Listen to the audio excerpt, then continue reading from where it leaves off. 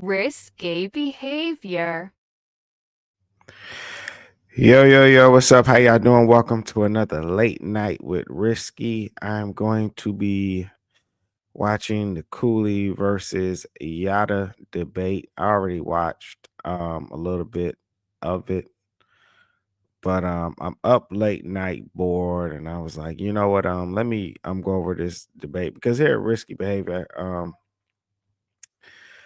I do like to focus on human behavior, and I think what this debate showed me was that it doesn't really matter about honesty, being logical. I found that nowadays, when people are going over facts, no matter what they're talking about, it just depends on if they like you or not, whether they believe you or not. It doesn't matter if you're telling the truth. It's just if they like you. And so, watching the Yada and the Cooley debate, um, I feel like one of them does come off like a panderer, which is Yada, and then Cooley just comes off like a chauvinistic pig, and so they don't like him. So, anywho, I'll explain a little bit more with watching the debate. Um, Let me bring it up. So, anyway, it happened on the podcast Hardly Initiated. Very good channel. I'm gonna make sure I drop the link to the full video in the description. Why does these keep popping up? Stop doing that. So anywho, Cooley and Yada, so they're about to go little, I guess Yada's whole style, people would say he's a panderer um to the women. You know, Cooley recently has been going through a lot on the internet as far as people exposing him. He says that single mothers are for recreational use. He's made the argument that he didn't mean it that way. Because of that, he's been getting, because I guess, and I watched the interview that Cooley did with the Saint Marquette, and apparently, you know, you have a black guy that's telling these single black mothers that they're only for recreational use, and it appears that he has um the woman who he's with, he met her, she was a single mother, and I think actually she was white. So he's been getting bashed for that. So he's going into this debate with Yada with all this, him being exposed on the internet. And you know, they did a poll, and apparently they said that spoiler alert, Cooley lost. Well, I'm sure everybody already watched it already, but Cooley lost. And I think that's why he did lose. Even though I don't particularly like either one of these guys, I do feel like Cooley did a better job answering the questions. Of the conversation.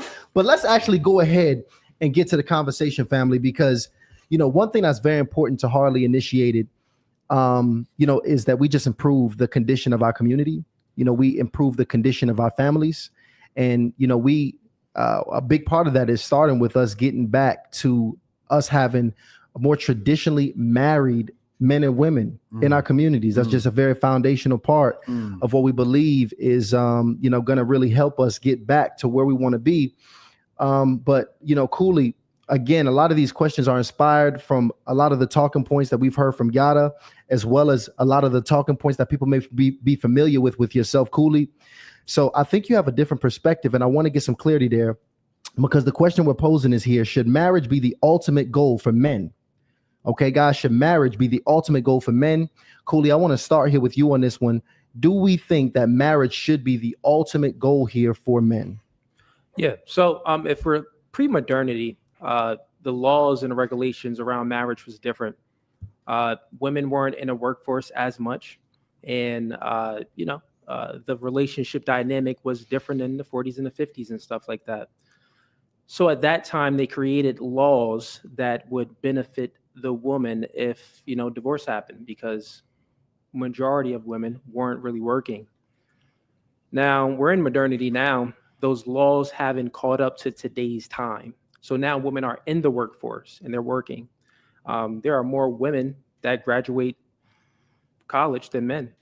So not only are they working, but they have higher education and stuff like that. So I would say to that question, would you sign a contract that the other party is incentivized to break it? You know what I mean? That's a question that I would propose to anyone that's about to get married. Totally not against marriage. I think it's a beautiful thing, but as in regards to signing that piece of paper, that's a different story. That's not, that doesn't make sense actually. But I think, people should definitely get married and strive to be married, men and women, through the church, where, it's not these laws that incentivizes the other party to break it. Got it. So essentially you're saying you respect the union of marriage, but you don't agree with the legal just the laws, aspect. the legalities behind it. No. Got it. So personally yourself, just if you're talking to a guy, you're giving him some game, you would probably say, hey brother, like, I don't recommend you legally get married. That'll probably be a recommendation you make for a brother. Well, no, that's not even a recommendation. I would say, hey, if you're going to go into something, you have to go in smart. Right. And one, you want to know first who you're going in this contract with. Also, I would, recommend a prenup. You know what I mean? So this person isn't incentivized to divorce it. Currently, right now, we live in a society where women are pedestalized, and they are pedestalized in a way where they only prioritize how they feel, generally speaking. So there's a lot of women that 70 to 80% of divorces are initiated by women. And a lot of these divorces is because I woke up one day and he's not the guy for me. He's not the guy for me anymore. I don't like him anymore. Now, of course, there's many other reasons, cheating and all of these other type of things that's involved in to why the woman initiates the divorce.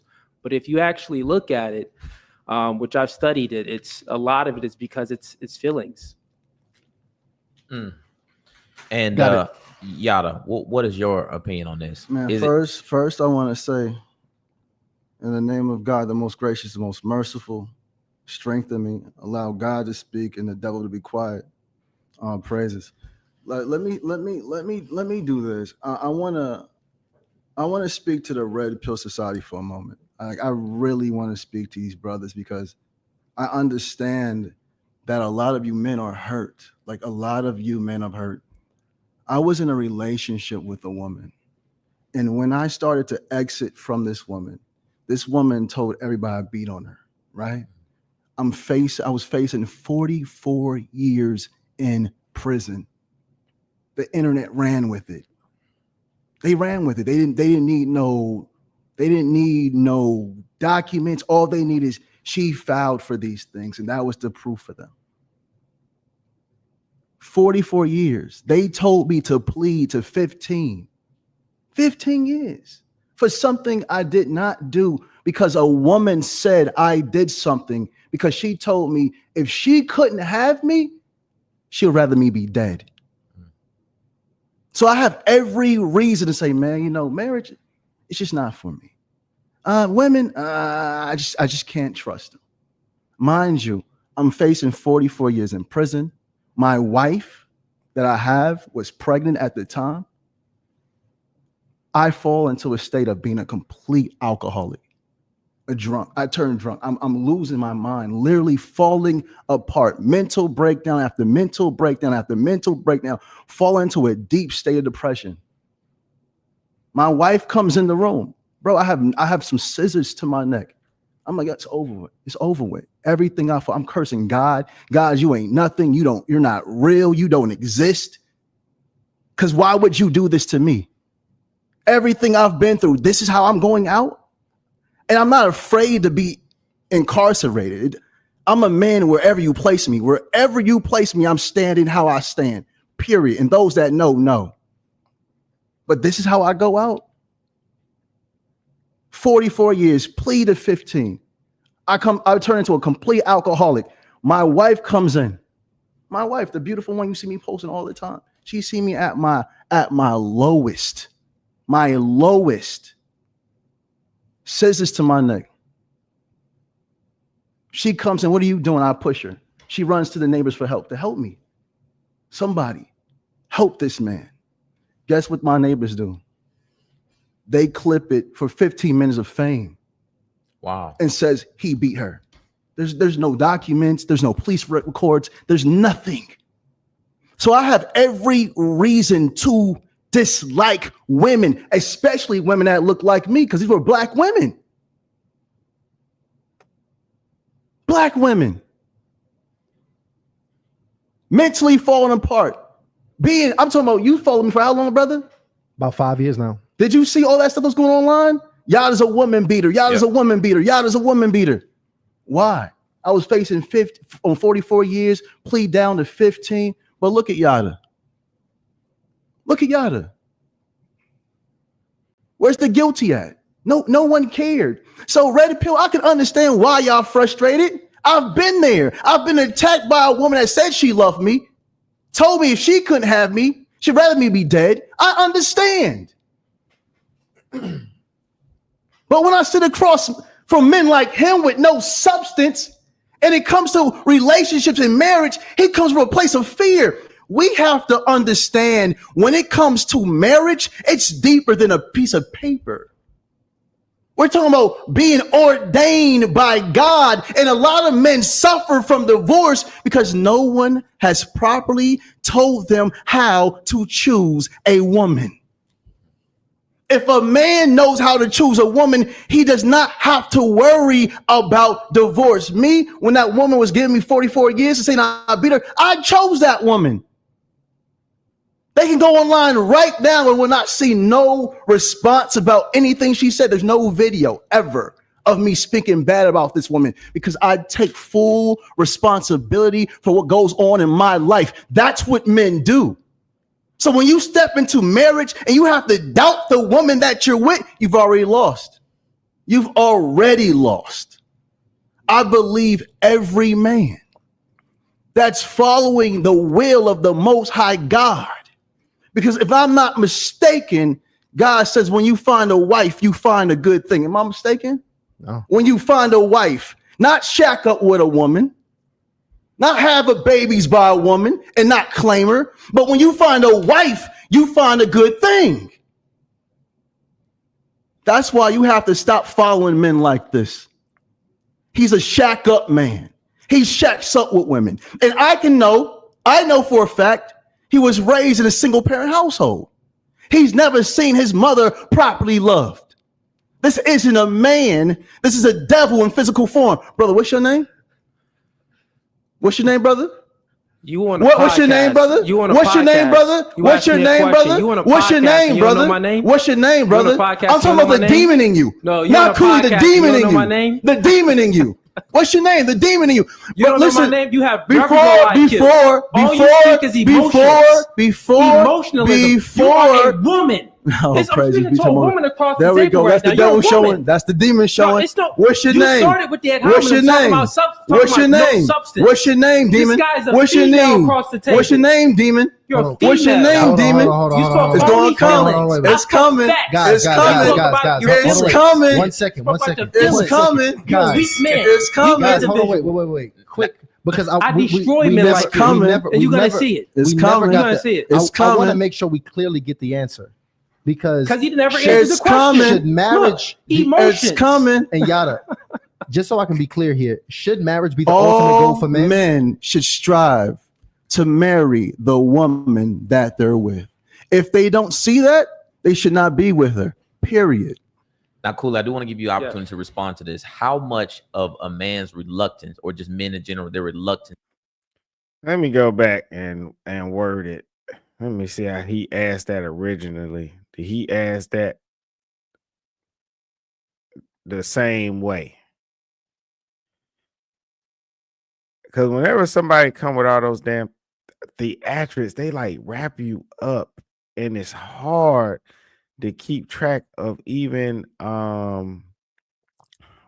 what the damn question was. yourself, Cooley.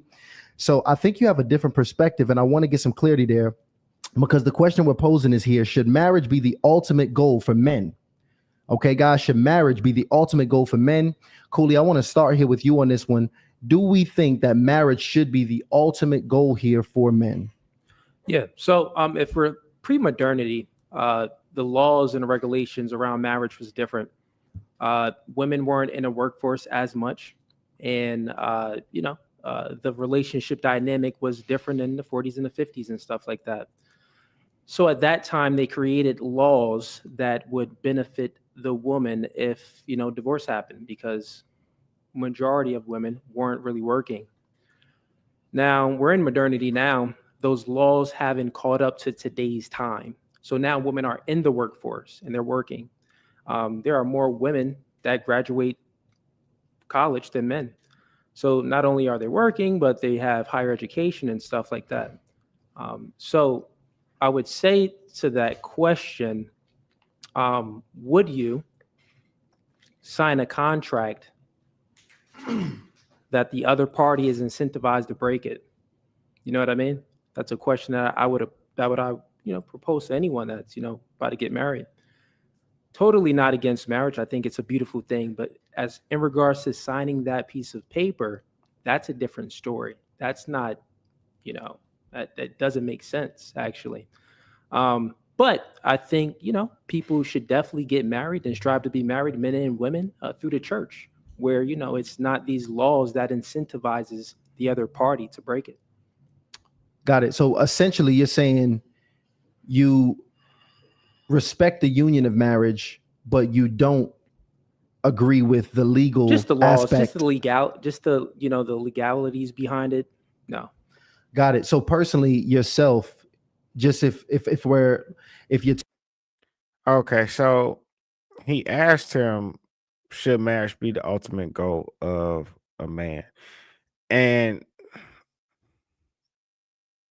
kind of answered the question. He said how you should approach it, but he didn't say he wasn't against it. And a lot of people feel, a lot of women feel that way. A lot of people don't want the government or laws involved within their marriage. They don't. They want to make their own rules. They want to write their own contracts. And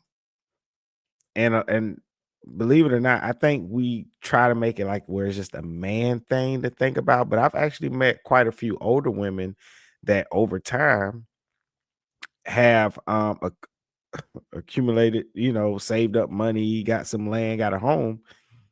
They don't want to marry nobody either. So you got some women that have certain things they don't want to marry anybody either. They want it to be about the actual relationship, about the actual love. And so you have a lot of people that approach marriage and they worry that, hey, if we put these legal things in here, sometimes it messes things up. So I don't think he said nothing too wrong. He didn't really answer the question. The question to me necessarily, should his ultimate goal be marriage? For me personally, I would say marriage should only be your goal if you seek to have a family, if you seek to have children, if you seek that structure and it fits you for what you want in your life.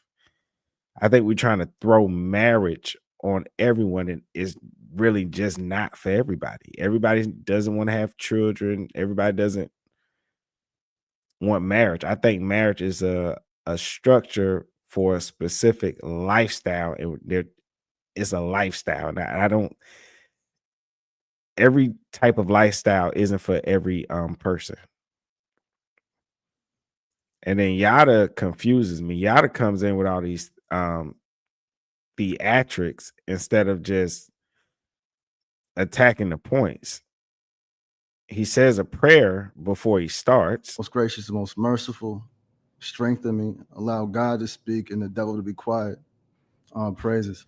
Let me do this. I wanna speak to the Red Pill Society for a moment. I really want to speak to these brothers because I understand that a lot of you men are hurt. Like a lot of you men are hurt.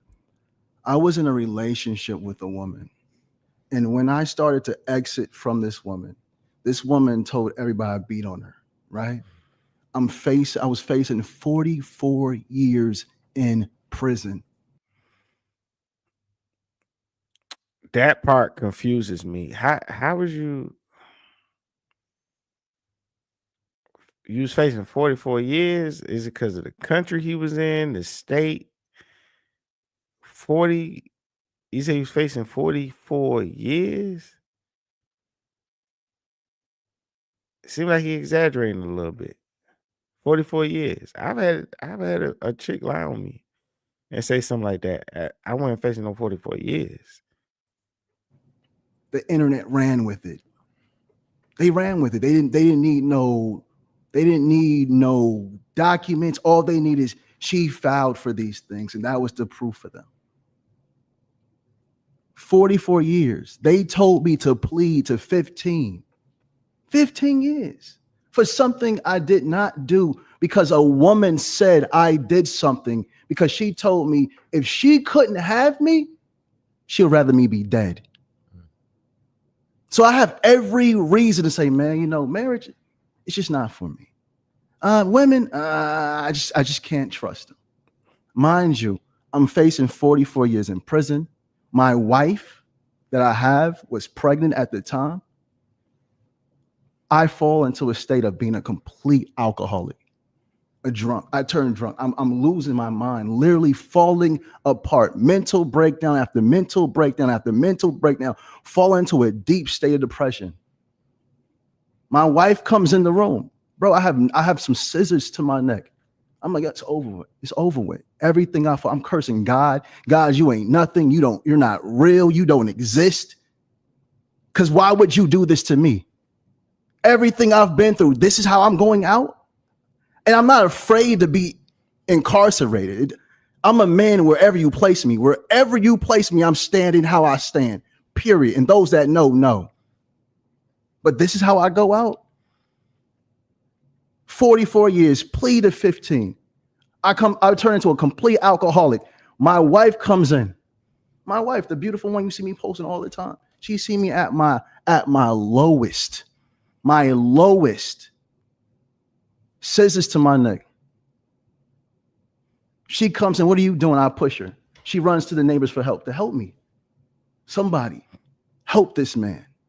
Guess what my neighbors do? They clip it for 15 minutes of fame. Wow. And says he beat her.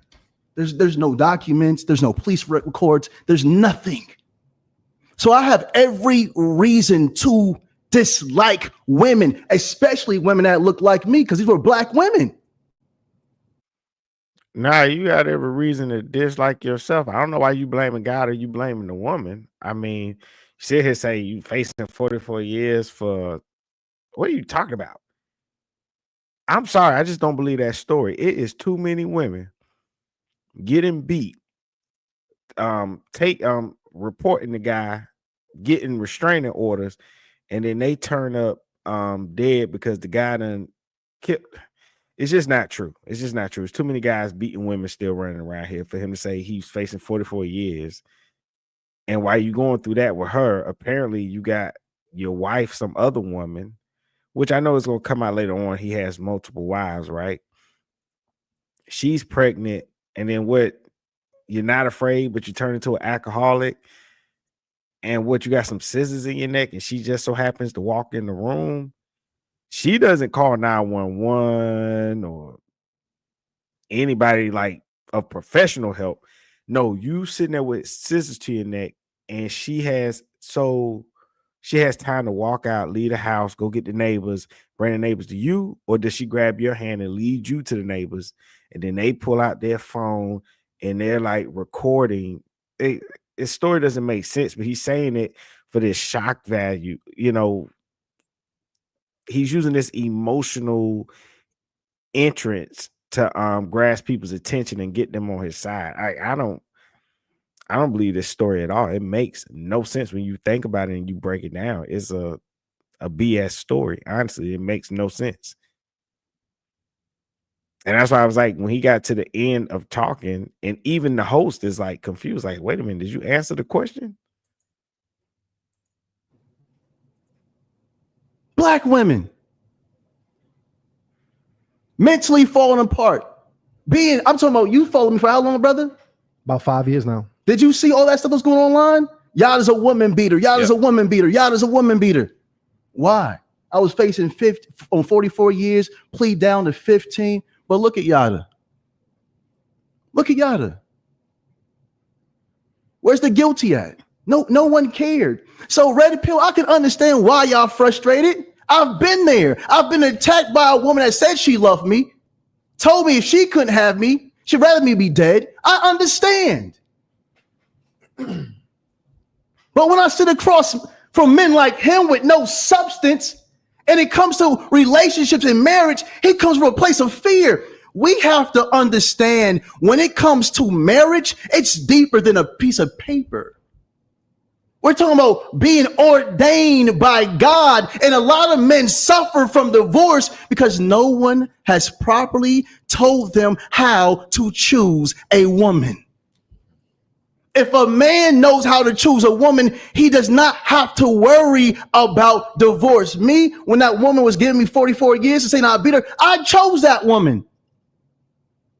They can go online right now and will not see no response about anything she said. There's no video ever of me speaking bad about this woman because I take full responsibility for what goes on in my life. That's what men do. So when you step into marriage and you have to doubt the woman that you're with, you've already lost. You've already lost. I believe every man that's following the will of the Most High God. Because if I'm not mistaken, God says when you find a wife, you find a good thing. Am I mistaken? No. When you find a wife, not shack up with a woman, not have a babies by a woman and not claim her. But when you find a wife, you find a good thing. That's why you have to stop following men like this. He's a shack up man. He shacks up with women. And I know for a fact, he was raised in a single parent household. He's never seen his mother properly loved. This isn't a man. This is a devil in physical form. Brother, what's your name? What's your name, brother? What's your name, brother? What's your name, brother? What's your name, brother? What's your name, brother? What's your name, brother? I'm talking about the demon in you. No, not Cooley, the demon in you. The demon in you. What's your name? The demon in you. You don't know my name. You have before a woman. Oh, I'm speaking to a woman across the table. There we go. That's the devil showing. That's the demon showing. What's your name? What's your name? What's your name? What's your name, demon? What's your name? What's your name, demon? What's your name, demon? It's going to come. It's coming. Guys. It's coming. 1 second. It's coming. It's coming. Wait. Quick. Because I destroy men like coming. And you're going to see it. It's coming. You're going to see it. It's coming. I want to make sure we clearly get the answer.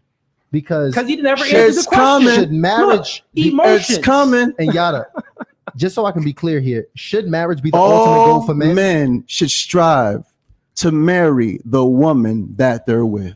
If they don't see that, they should not be with her, period. Now, Cooley, I do want to give you an opportunity to respond to this. How much of a man's reluctance, or just men in general, their reluctance to get married is based on fear or hurt from past relationships? I mean, it depends on a man. That's an anecdotal question. But I mean, a few things that he said there. He's talking about the red pill community. I mean, if you look into that, you're speaking about the red pill community and pointing at me. No one said that I'm in that community. So you have this mindset where you hear certain content and then you just put everyone in a box. That's not how it goes. The thing is this, my brother. The red pill, that concept is just based off of truth. When they asked me the question, I spoke truth. I did not speak how I feel. You're a woman and you're going to get this work now. You are a female. I'm looking at across this table in your eyes. You spoke nothing but feelings. You spoke about, your situation and that you're a victim and that, and you still married the woman. Great. Man, I'm doing good, man. I'm a little under the weather, man, but I'm making it through. Trying to get it together. Oh yeah, this the Yada and Cooley debate. I don't know. It was a decent debate, but I notice sometimes people label things debates, but it really just be two people going at it. They do too much of the ad hominem attacks and stuff. I still enjoyed it, but I kind of still walked away from it wishing they would have, calmed down. I understand they got to get the people excited and talk a little crap back and forth. I just think they took it a little too far.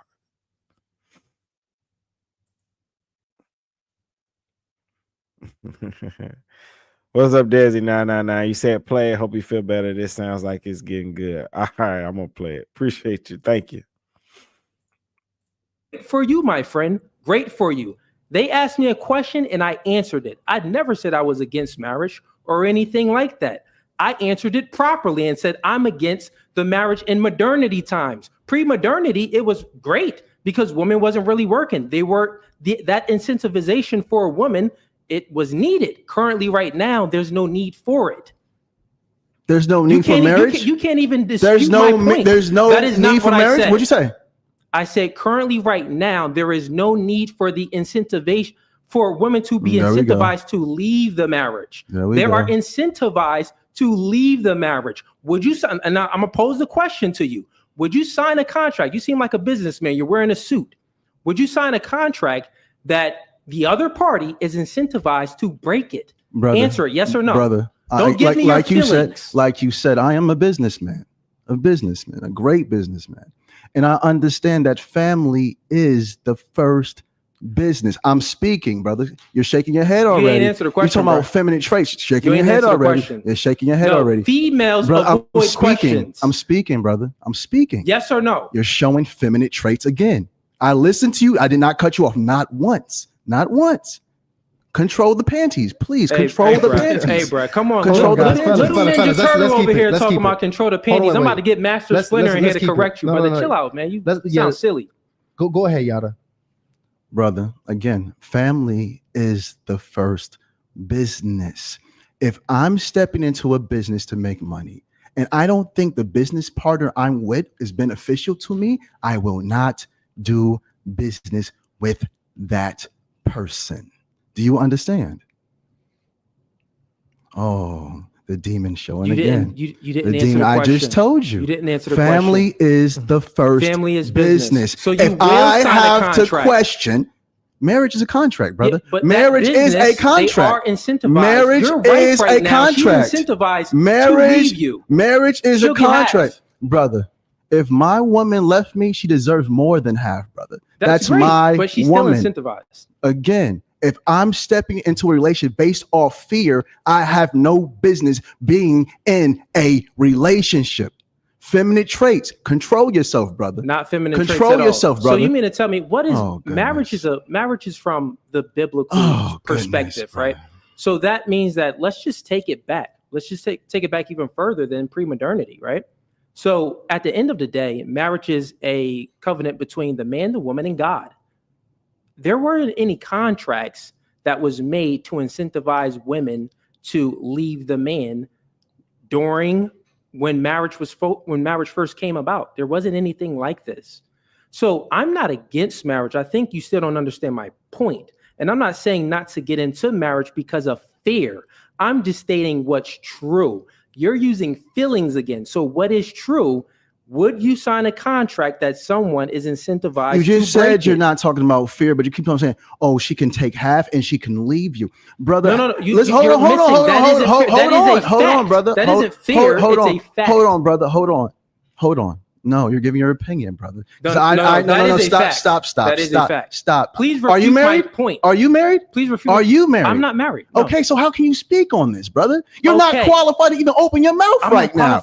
You're not qualified to open your mouth right now. You're not married. Okay, so marriage is a relationship. So marriage is under the umbrella of a relationship. Therefore, since someone doesn't have a title, that doesn't even make no sense. That's a logical fallacy. That's the appeal to authority fallacy, which means that you could say that, well, Bro, you don't have a certificate, so you can't speak on this. What? What are you speaking about? So, tell me, let's test your logic real quick. If someone is a mechanic and they have 15 years of experience, but they never got their certificate, 15 years of experience. The other person, they have 1 year of experience, but they got their certificate. Who do you think is better at fixing your car?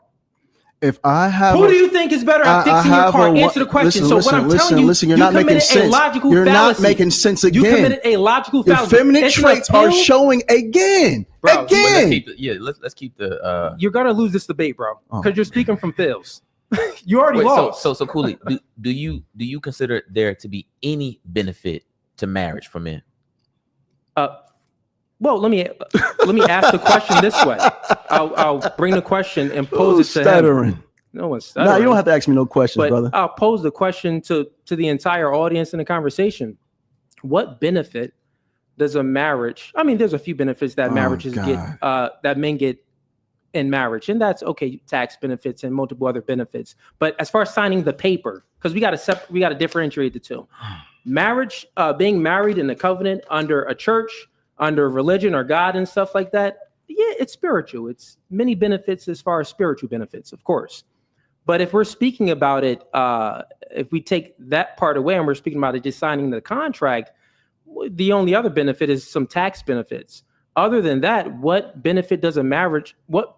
So let me just finish real quick.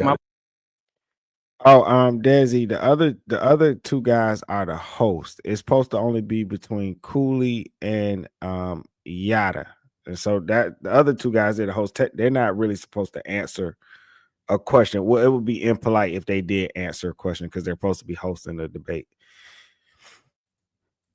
My point. Got it. The question that I'm posing is, what benefit does a man get in a marriage that he already doesn't get in a relationship? Okay, bro. Now listen to me, brother. You said this spiritual. You said the spirit. You said that. I'm not gonna answer the way you want me to, but I'm gonna answer it. Okay, Thank you so much. Got it. You say the spiritual aspect. Take that away. You can't take it away. When you're doing business at a high level, clearly this is not a business, man. He's a TikToker. I get it. But when you're doing business at a high level, the first thing the person to ask you is, "Are you married? Come to dinner. Bring your wife." That validates how consistent a man can be, how trustworthy a man can be. No real man is going to shack up with a woman and not make sure she's properly taken care of if he passes away. So if Cooley built a lot of wealth and he's with a woman and he dies, guess what's going to happen? Guess who's going to get the wealth? Not the woman that he's been shacking up with. Oh, that's a lie. You can do all of that without signing a piece of paper. You can put someone on your will. You can make a woman a beneficiary. Listen, let me answer the question. So what I'm telling you is what you just said is a lie. You just said that. Well, what's is the wife gonna benefit from this marriage if he happens to die? Well, he could still put her on the will. He could still make her a beneficiary. He could do all of these things without actually signing that paper. Also, right, if he is in a relationship with a woman, he can still protect and provide for that woman. If he loves that woman, he can still take a bullet for that woman. And this is what I mean right here when I said this is not a businessman. Because if you write a will can be contested. Do you know what that means? Contested. You're not a man. You're not making no real money, so you don't understand. Listen to me for one moment. No, brother. I heard you say on a podcast you make over 6 figures a year. I make over 6 figures a month. We're two different types of men. That's totally fine. You're still a Ninja Turtle. Next, feminine traits. You started it off, bro. Traits. I asked him. The crazy thing is, before we started, look at the demon showing his face. Do you want to make ad hominem attacks? Come on, look at me. I think so far they both have. Honestly, they both have good points. It just depends on where you're at in your life. It does depend on how much money you make and what you want to do. Marriage, Yada made a good point when he said it does benefit men. When you're around other men and other areas of life, those guys are married, they have children, they kind of look for other men to be married and have children. One thing is, if you are married, it does point that you can be committed to something. It points to the fact if If you're a good husband, it may point to the fact that you are loyal to something, So it does look good when you're married. People trust you a little bit more when you're married and you're doing business with them because they think, well, you have something to lose. You have a family. If they're married, they feel like maybe y'all have a little bit more things in common. So as a man, it is easier to navigate. And especially as a black man, it's easier to navigate whilst being married. It is. So there are some benefits. Cool. But I do get Cooley's point. We do live in a new world now where it is kind of hard for a man to sign a contract when it feels like my partner is gaining from leaving me and divorcing me. So I understand he does have a point. They both have great points. It's just, what do you want to do? Because these days you do not have to get married. Cooley has another point. You can do things your own way. You can write a will. If you get a home, you can do a quick claim deed. So if something happens to you, the house will go to her. Y'all could both have y'all name on whatever y'all buy together. Like, hey, we're going to both put our name on this. So if something happens to me, you get it right away with no issue. So I don't see a reason for them to argue. They're both saying things that are true. It just honestly depends on you. I think the problem is everybody thinks that their one answer is the problem solver for everyone, and that's not life. You just have to sit down and think about what you and your partner really want, to be honest. Speaking, brother, look at me. So check it out. Let's try to keep it. Let's try to stay progressive here, fellas, because I want to make sure we can actually move through this, because this is actually a really important conversation, because Cooley's not the only guy I've heard say that. Right. There's a lot of men that actually believe this, because we've seen things go left for men on many occasions, and there is just a lot of discomfort and concern building around the union of marriage. So I'm curious about this because, I got a little sister myself. Many of us, just how life is going to go, we're going to end up raising daughters ourselves. It's just kind of what it is. Yeah.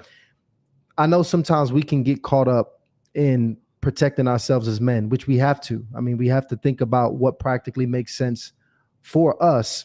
But let's think about it like this. I want to twist this.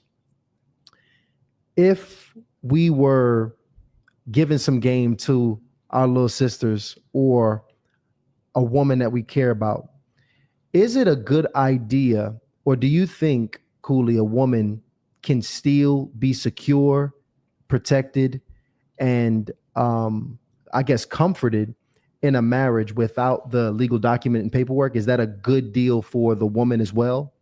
Yeah, she could be married in a church under, the Spirit of God. That's totally fine. Why would you?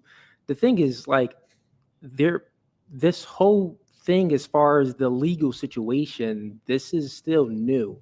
You know what I mean? And the legal situation, it doesn't add up. It doesn't make sense. It only benefits the woman. It doesn't benefit the man at all. And the man, the only reason why, like, did you listen, or did anyone listen to the things that I said in the beginning? Pre-modernity, women weren't really working. They weren't in the workforce. So the reason why they made the marriage laws this way, where women get alimony and things like that, is to incentivize them because they're not working, right? But prior to even that, there wasn't any incentivization for women to get. Now we're in modernity. Women are in the workforce. So therefore, why are they still being incentivized to leave the man? That doesn't add up. That's the only part that I'm against, is the legal part. Marriage itself is a blessing. It's a great thing. What about the selection process? About choosing the right woman? How much do you think that factors into it? I mean, that factors into everything. I mean, a man choosing the right woman is everything. A man needs to have discernment. A man, he needs to really, really make sure he's choosing a woman that's worthy of taking a bullet for. Like, this is the thing. Women want a man to protect and provide for them and to take a bullet for, right? That's what they want. They want a leader. So the man should find a woman that's worth taking a bullet for, a very submissive woman, a feminine woman, a woman that's going to cheerlead him on, a woman that's going to be by his side. Yeah. A leader does not need anyone to cheerlead them on. They just lead. They just lead. And this is what I'm saying, brother. I understand that you were raised in a home without a father. I can see it all on you. Now listen to me. I love you, and I want you to understand this.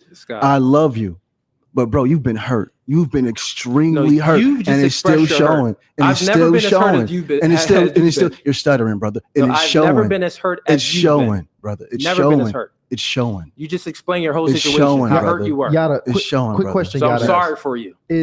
I never had no. I'm sorry, I gotta pause it to say this because I'd be remiss if I didn't say this. And Kelvin, you are right. It's modern thought against traditional thought.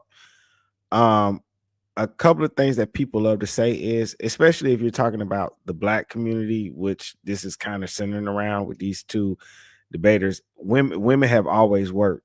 If any of you were able to be around your great grandfathers, your grandfathers, a lot of those guys did not have a high level of education. A lot of them had to drop out of school to work jobs to help their families out.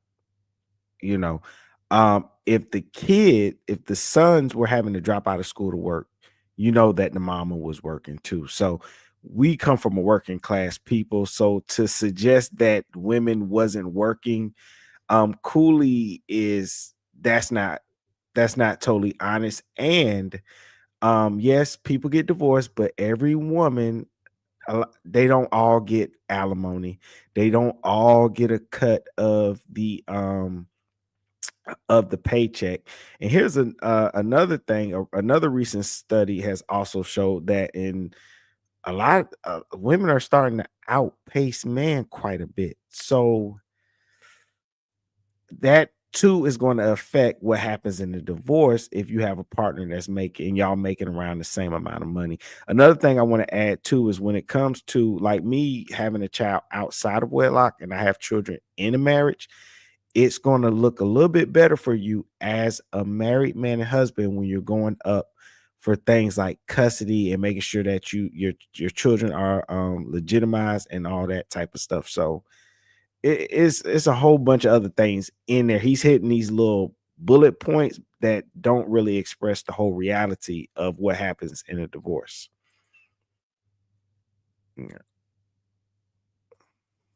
Chick play me like that. What do you see? The reality of it is, going back to it, it is a lot of men that that have fear around marriage. What does that say?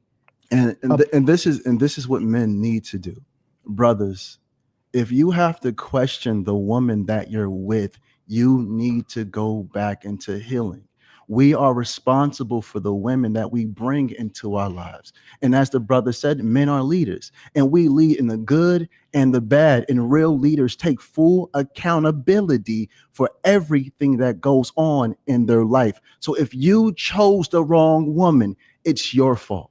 And then ask yourself why you chose that wrong woman and self-reflect on which you need to be. All praises. There you have it. I want to make we're about to close this one out in a few. I wanted to give, obviously you just spoke, I want to give Cooley an opportunity to close out. Did you have any final thoughts on this topic before we close out and move to the next subject here, or the next topic? Should marriage be the ultimate goal for men? Marriage is a beautiful thing. Anyone out there that wants to get married, go ahead. If you're a woman and you find a man, a leader, a protector, a provider, a good man, submit to that man. If you're a man and you find a woman that's worthy of taking a bullet for, that's on your side, that's being very submissive and feminine to you, and she's a good woman, you have this chemistry. If it's a good relationship, go ahead and get married. Why not? I want to read a couple of these super chats. Looks like one just popped out of here. But shout out to JC Sniper, says David needs to address his negative comments about single moms while dating one and having additional children. Okay. Well, hold on. Yeah, that one just disappeared. So check it out. So all the chats, by the way, guys, you guys can send over super chats here. Any super chat over $20, we'll read it here live on the show. Welcome to anybody that has made it in here. We are doing one of Hardly Initiated's debates. We have Yada Awakening in the building, coming back and returning for a debate here with No Fugazis, David Cooley in the building. And we just discussed, all right, should marriage be the ultimate goal for men. As you guys know, we've done multiple episodes on marriage. We've had many men and women come up on here, single, married, divorced, just from every perspective have had this conversation. And it's an important conversation to have. We see marriage rates, especially in our community, dropping, on a decline. But so, I can't say that we can't just look at, Cooley and say there's no truth to the consciousness or the collective consciousness that, people are having in that thought. So this is an important conversation for us to address in that way. All right. But also for those of you just getting in here, go ahead, get your Harley and Love cards. They are the description. You can go ahead and access them in the link in the description here. And did we have any super chats before we move on to the next topic here, Ryan? Got one more. Shout out to High Value Wives. Says the literal definition of a marriage is the legally or formally recognized union of two people as partners in a personal relationship. You cannot separate legality from marriage. Interesting. Shout out to High Value Wives for that one. Interesting. Now that super chat came right on time, Cooley, because this is a question that you want to open this one up for Cooley or Yada first. Let me see. I think Kelvin, you were saying like we need to be like how grandparents used to be back in the day. LJR says, why would I be submissive? Do me a favor. We've been married 30 years. Jason Gore says both grandparents on both sides of his family were married. They set the standards for his parents to be married as well. The whole submission thing that Cooley says, I'll be honest with you. I'm married. Me and my wife got a lot of married friends. We've been on the whole, like, when you go on the little like couple retreats, just like every year you go there to kind of refresh, talk to each other, kind of just regroup, see, just talk to each other and just, get away from the kids and everything like that. I'll be honest with you. I don't think submission has ever came up. I know it's a big thing. It's like a little buzzword that people say nowadays on like these podcasts and debates, and these guys, when they bring these women onto their show, they're always talking about, will you submit? Will you submit? Right. And honestly, it's never came up at all, So I don't know about that word. I just never heard it before. And I've asked my other married friends, was that ever a part of their conversations? And they've all said, no. I'm talking, these people, they're older than me, people in their 40s, and I think maybe like in their 50s. And I don't think they ever talked about it. I never heard my grandma or my grandfather even discuss that at all. I think you naturally are going to be there for the person that you love if somebody is serious about being with you, but you don't have to demand it. Kelvin Milcham says different generations, they fought for us to have these rights. We need to honor that. Agreed. I agree with that. And Kelvin says, because it's not submission, it's love for each other. I was raised to love as such. You're right. That's exactly what it is. We're gonna open this one up. Interesting. Let's just make clear some clarity on that statement. That statement is for to be married in the law. Like, that's what that means. It doesn't mean that you can't get married in the church. There's many pastors that would marry someone and you don't have to sign a paper. So what that person just stated, if we're looking at the full context of it, is a lie, because you can get married in a church. There you go. Look, High Value Wives, go ahead and reply in the chat. Get your thoughts off in the chat. Send that second one in. I'm gonna switch things up here, Delano. We're actually gonna, what we had planned for 2, I want to put for 3 here. Okay, I want to get segment 3 here because we kind of alluded into it in this conversation, and we've had this conversation on the platform before. We have had this conversation on the platform before, and many people are still very much so split on this conversation here. So I want to ask the question here. Go ahead, Ryan. Well, I want to pose this to Yada, because we actually had a surprise debate, and that was with Tony Gaskins and Ace, and this was a very heated debate, and it seemed like during that episode particularly, people were split 50-50 about this. And I just really want to start off with Yada with this one. But Yada, should single people give dating advice? No, they're not qualified. I don't care how much a scientist reads a book, it doesn't make him a professor. He can't go to college and say, hey, I'm about to teach because no, you're not qualified. You have to have the experience. And this is something that only God can give an individual. When it comes to loving a woman, the ups and downs, the left, the right, the falling apart, the getting back together, the mental breakdowns, the coming back together in peace, love, and divine understanding. Only a person that's been through something real can speak on that. You have to be qualified. Qualified, and this is the word I need you guys to understand. Qualified. If a man is speaking on relationships and he's not married to a woman, he knows nothing about marriage life, he has no business speaking on relationships at all. Strong statement right there. And I think that when we had the conversation, that's where Tony Gaskin stood last time we had the convo. Go ahead. I want you to drop that poll in the chat, by the way, too. Absolutely. I'm sorry, Paul. We should have been dropping polls this whole time. Tripping. But go ahead. Cooley, what's your thoughts on that, man? Should single men be able to give dating advice? Yeah, what he just said was he spoke from feelings. He actually didn't think about what he just said. So let's just extrapolate this out. Can an unmarried person give dating advice? Sure, they can give dating advice. Why not? Right? Then he says some things. He says, well, you can't give dating advice if you're not married because you don't have the experience. So let me ask you a question. If someone that's been in a relationship, a long-term relationship, and it's a good one, that man protects and provides for his woman, that woman follows his lead, it's a great relationship that they have. They have 20 years together, but they just never signed that paper, right? Never signed that paper. Versus someone that just got married for a year. They only been dating for 6 months prior to, and they got married. Who do you think is more qualified to give dating advice? Who do you think is more qualified to give dating advice? The newlywed or the person with all of the experience? The person with all the experience. Okay, so what you just said was a logical fallacy. It is a lie. Let me finish again. See, this is feminine traits again. No, he asked me a question. As soon as I start to answer the question, he cut me off in mid-sentence.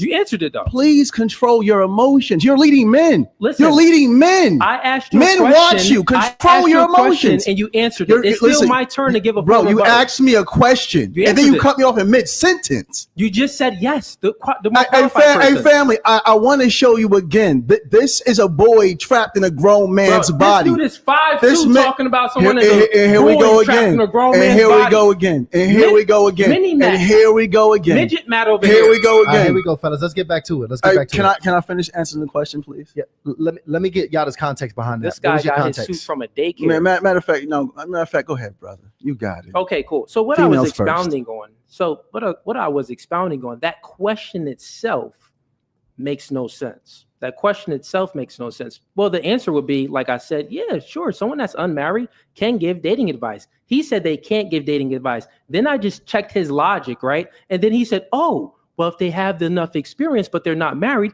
they can give dating advice. So which one is it? Again, is he finished? Can you ask this man if he's finished? I'm finished now. Are you done? Are you Which done? one is it? Are you done? Are you done? Yes. You got it. You sure? Thank you so much. Family, he asked a question. He said, who's more qualified? I said, the one with experience, but one needs to have the experience of God. Marriage opens up who a person truly is. If a man is afraid to write a contract with a woman, he has no business being with a woman. So why would this man try to give relationship advice? Because majority of people are dating for marriage. No one says I'm dating to shack up. No one says I'm dating to have babies by a bunch of people and not marry them or lead them or guide them or protect them or show them the divine covering of God. And again, I say, God said, the Bible says, when a man finds a wife, he finds a good thing. Not a man that finds a woman to shack up with. Not a man that finds someone just to sleep around with. Not a man that gets women pregnant after pregnancy after pregnancy. No, we have to understand that a real marriage releases divine understanding that comes directly from God. This is something different. And this is why this man cannot comprehend it. He's coming from a textbook level, and this is spiritual. Marriage is spiritual. It has nothing to do with any form of textbooks. So if it's spiritual, why you sign a contract? Again, Gotcha. Jesus said, Jesus, can If it's I answer? spiritual, why May you I sign a answer? Jesus said, give to God what's God and give to the mayors what's the Has mayors. nothing to do with the government. Give to the mayors what's the mayors. Give to God what's God's. What are you talking about, brother? See, this is the devil showing again. Do with the government incentivizing the woman to leave. Brother. Okay, brother. Okay, I guess the mayor's not, the governor's not. This is not politics, man. You got it, brother. You got it. You got it, brother. And this is why we cannot take advice from men like this. This man is completely toxic. So I think it's toxic. We got 50. So I think so. Everybody in the chat, so we all kind of feel like Cooley probably got this one. I think Yada was too quick to answer and just say flat out no, because if a person is single, they could have been married before, they could have been in a long-term relationship before. You got some people that are dating coaches that are single, so I think who put that where is it at?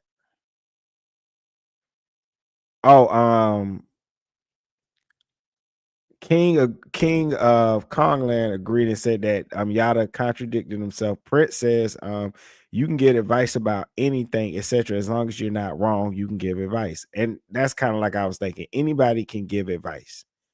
And dating is not a hard thing, really, honestly, to give advice on. Now if you talking about marriage advice, but they asked about dating advice.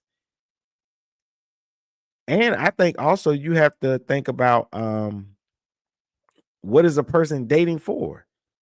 What kind of dating advice? Because everybody we have to realize we live in a new world now. And I understand Yada wants to be overly religious, but I don't think everybody wants the same thing when they date. Some people are getting out dating the first time after coming out of a long-term relationship, and they just want to know, they just need a little advice on how to date, how to get out there. They don't necessarily want to sleep around or anything, but they just want to go on some healthy dates. I mean, it just depends on your reason for why you're dating. I don't think everybody's necessarily looking for a husband or wife when they're going out dating. We live in a different world now. 50 right now in the poll. We got close to 800 people voted on the poll, guys. Go ahead and send your votes in. Should single people give dating advice? Look at that. It's literally 50-50 right now. It is literally 50-50. But here's the thing, Yada. I'm going to add a different layer of complexity to this, because a lot of people may have issue with certain married men who try to give dating advice. Right. One of the more popular, we hear the Derek Jackson story, where he was saying one thing and then a whole other story unfolded in that situation. For sure. So if certain married men may not be qualified and single men are not qualified, who is qualified to actually give relationship advice? Are you talking about from a man standpoint, a female standpoint? Is it a difference? Or overall? Well, how about this? I'm saying overall, but if there's a difference, you can nuance it and tell us the difference. Well, I'm just going to speak to the men, because this is, brother, this is vital. A lot of us have not even seen our mothers properly loved or properly taken care of. So if you want to know if you should follow a man's teachings when it comes to advice, look at that man's woman, and then look at that man's children. How does the woman behave on social media, off social media? How do the children behave? Like I told you last time I was here, my son is only 5 years old, but when they tested him at a 4th grade level, highly intellectual, because his mother is a reflection of me and my children are a reflection of the mother, and God is my divine covering. So when it comes to relationships, look at the man, hear him, look at the woman and see if things match up, and then look at the children.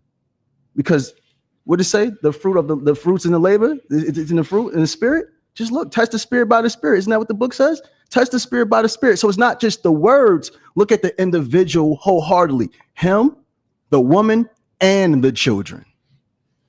Cooley, same question. Yeah, I mean, I agree with the things that he said. It's one thing that we agree on. I think that the question poses if, when would a man, when should you actually be taking advice from someone, or what qualifies, someone to actually give advice. Relationship advice. You know, some of the things that I even said before, like experience is one. If this man has a good relationship and he got what he wants and a woman got what she wants, and you see it through their kids, you see it through their lifestyle and everything like that, that's one thing. The other thing is that that man also needs like coaching experience though. Like if he just has a relationship but he's not really, so let's break it down real quick. So what is marriage? Marriage is a relationship, is under the umbrella of a relationship. That's what marriage is. So if that man is going to be coaching and giving advice to anyone, he also needs experience with not just being, you know, a long-term relationship, but he needs to know the differences of, you know, pre-modernity and modernity. The dating world is much different now. It's social media, right? So quick little story, just to give it some context. A lot of men and women are failing in relationships right now is because currently right now, social media benefits the woman when it comes to dating. In dating period, women always, you know, had the upper hand in dating. That's just, it is what it is. They're a woman, more the opposite sex is always going to be more attracted to them. They're always going to have more options from the opposite sex.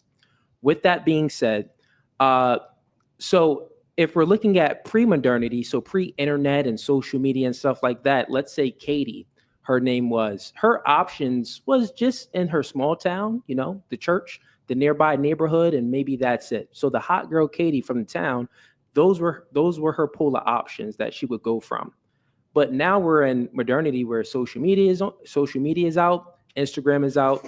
Yeah, you could get a chick from your town, but she got options from celebrities that can slide in her DMs. She got options from all type of men. So what I tell men, what you want to do is be the best version of yourself. You need to master yourself in all facets. So with your spiritually, mentally, physically, and financially, get in the gym, make more money, you know, actually try to develop yourself as a man prior to getting into a relationship. Same thing with the woman. Try to develop yourself as a woman prior to getting into a relationship. And then I think that if a relationship is built and it's good, you can go ahead and, you know, obviously it worked for you. So you could actually coach on what worked for you. But guess what? That may not be what worked for everybody. So I think that why I use these two brackets of pre-modernity and modernity, we have a lot of people that have this pre-modernity mindset where they really haven't had any dating experience dating modern day women.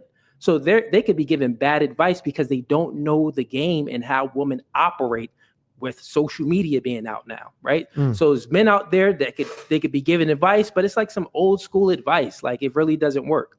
But if you're getting game from a guy where he's, you know, he's more modern and he actually has a good relationship, that may work. And it also depends on the age demographic too. Can I say something real quick? Yeah. This is the problem. We have to stop giving game and start giving real life instructions. That's semantics, bro. Listen, can I please finish, brother? You keep doing this. This is feminine traits again. No, feminine bro, traits. You're showing mommy wounds. Say like, oh, you're we gotta stop showing giving real game because I mommy say game. wounds. You're just playing semantics. You're showing Go real ahead. mommy Not at all, bro. wounds. Not at all. We have to give godly instructions. Because a marriage doesn't fall under relationship, it falls under God. And this is something he can't understand because he's not married. Marriage is 100% spiritual. It's spiritual, which removes all fear. When you're walking with God in the direction of God, fear flees. The devil flees. So you don't have to question, is this woman going to leave with half? It doesn't work like that. My brothers, you have to stop following these internet. They're gimmicks. These aren't real people. They're characters. This is a character he's playing. This is not who he truly is. A real man stands on business for his woman. And if you're willing to take a bullet for her, what's a contract, brothers? This isn't game. This is instructions laid down by God. I don't care if it's the internet, TikTok, Instagram. If you're following the instructions of God, you will never be led astray. This isn't game. These are instructions. So I want to take it to another level here because I think both of us are on the greens. All of us here are agreeing that marriage is a covenant under God, and it. I would just want to point out, did y'all notice what Yada did? Like, I feel like that time, I feel like Cooley really was honest. I mean, he even said, look, everybody's advice ain't gonna work for everybody. I feel like he really said some good stuff. I would have preferred for Yada to actually instead of trying to matter of fact, who put that in the chat? Somebody said oh, George said no, was it George? Who said that in the chat? That oh, Prince Gemini says they should uplift each other instead of talking down. I don't know if he was talking about just in a relationship or not, but I was thinking about like in this conversation, just because you're debating with somebody, you don't always have to keep taking shots at them. I've seen a lot of people debate, and there's points in the conversation where they agree on points. And it seems like Yada takes every opportunity to throw these shots. And so for me, when I walked away from it, I just don't like the way he debates. I just feel like he wants to win so bad he doesn't even care about having the conversation. And there's people listening that might really need the information that them two have. And it seems like he doesn't care. He just wants to tear Cooley down. It is spiritual. You said that many times. Mhm. Do you feel like a man, because a lot of brothers don't really have a strong spiritual foundation. Right. Do you think that a man that does not have a spiritual foundation can have any success in marriage? Never. A man has to be grounded in God.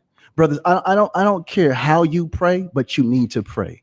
If you're not talking to God, or you fell through hard times or forgot to talk to God, you have to start communicating with God. God will give you the instructions to block you from women that might tend to hurt you, brother. I need every man, every child that's a male listening to me right now, fall deeper in love with God. And when you fall in deeper in love with God, you'll fall deeper in love with yourself. Now you will become the woman that any woman will submit to, because a woman will naturally submit to a man of God, because God is the only divine power.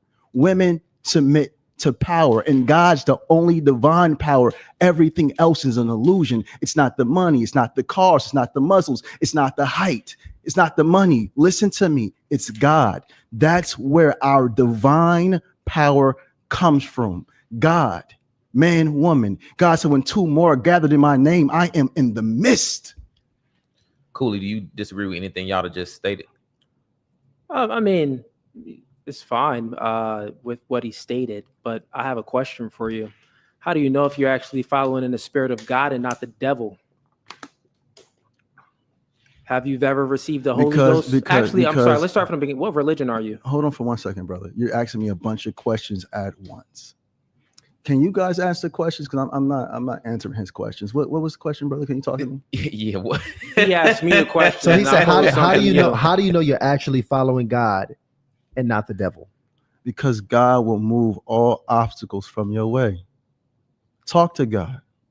Test the spirit by the spirit. This is what the book says.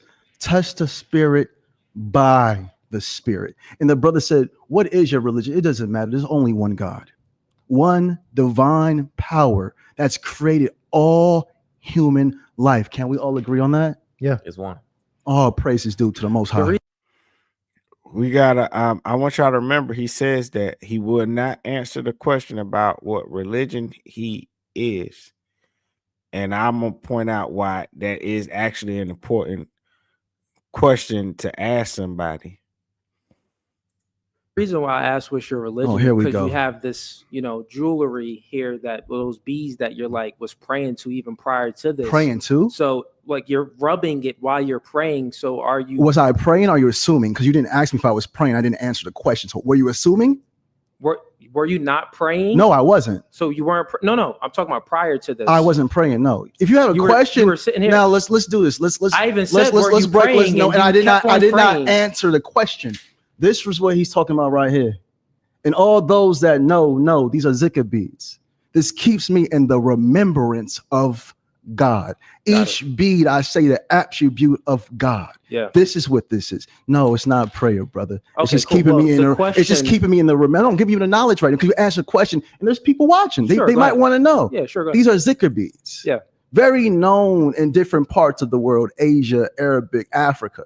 Yeah. These keep you in the remembrance of God. See, a man that wants to lead a woman, he has to first be led by God. So even though I'm here fasting for 24 days with no food, I'm on a 40-day water fast now, I keep the remembrance of God. So when I step back into my house with my wife, the energy that this man has with him will not linger on me. All praises due.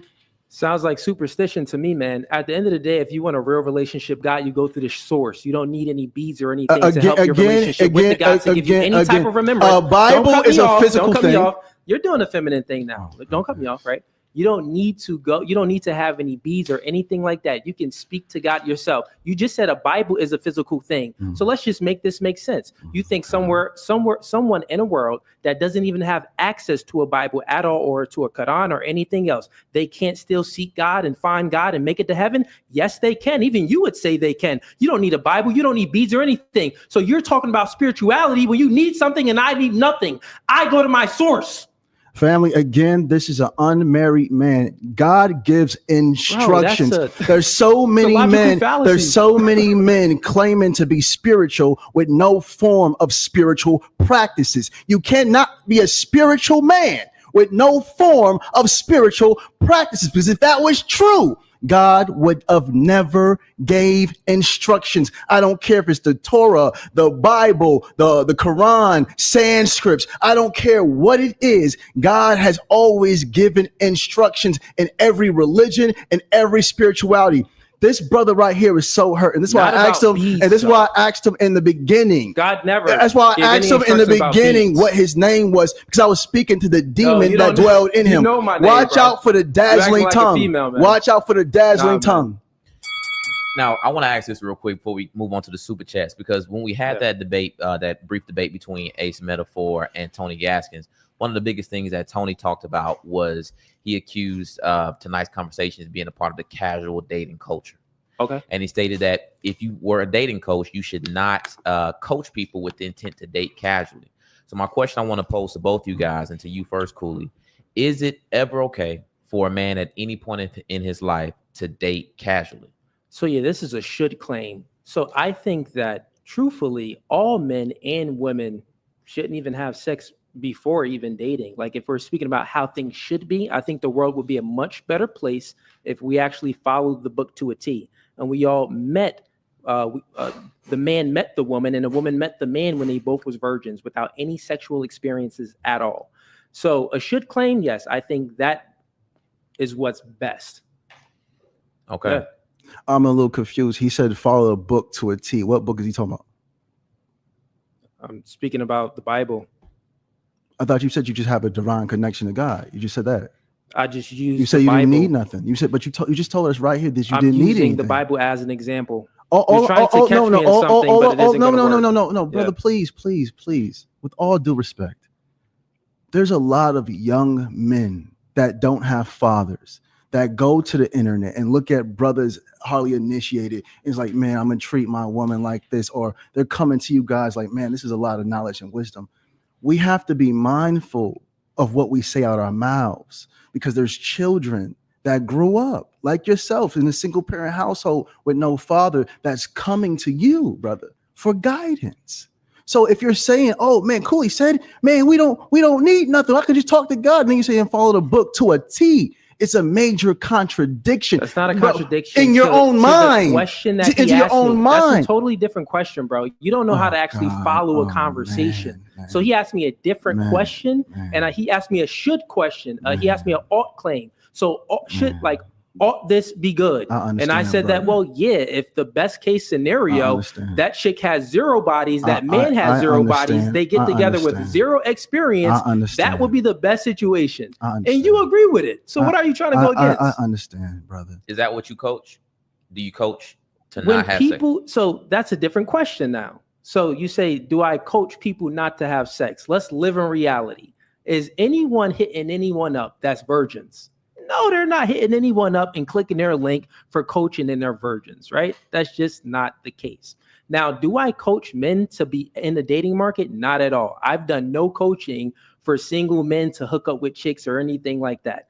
Zero coaching. Zero coaching at all. Most of my coaching are couples coaching. They're relationship coaching. They're people in a marriage, right? But that's still under the relationship umbrella. And I coach those type of people. But I've never coached a man on how to, try to hook up with girls or how many girls you can hook up with. I've done nothing like that. Okay. Yeah. Makes sense. And that's the thing that most people would assume. But like, if you actually watch my full podcast, bro, I don't even have those type of conversations that you think I will be having. I'm confused. Because I know I seen you say this are for recreational use only. I'm confused, brother. Like, what's a recreational use? What does that mean? Just sex, right? So hold on, wait. I'm confused. Let's actually hold off on that, because we're gonna actually move on that to the next topic. Let's actually get the super chats going real quick. Let's get these super chats, and then. And also, I think that's putting too much on one person. If you are a dating coach and you're dating somebody, and you're teaching somebody how to date, how to approach women, how to talk to them, you cannot control what that person does with that skill set that you have given them. That's just the bottom line. It's nothing you can do. I doubt somebody's really going up to a professional dating coach saying, I need you to teach me how to sleep. I mean, I'm pretty sure somebody may have done it, but to be quite honest, people are just going to ask your advice there, like, how do I get women, I want to date stuff, and they just give them advice. Now, you cannot control what that person does with that advice. There's nothing you can do about it. It's the same way with these online dating, right? Now, them people that do the Christian dating sites, right? Now, they put Christian dating site, but it's people on there that ain't Christian, trying to fish in that pond and see if they can get somebody.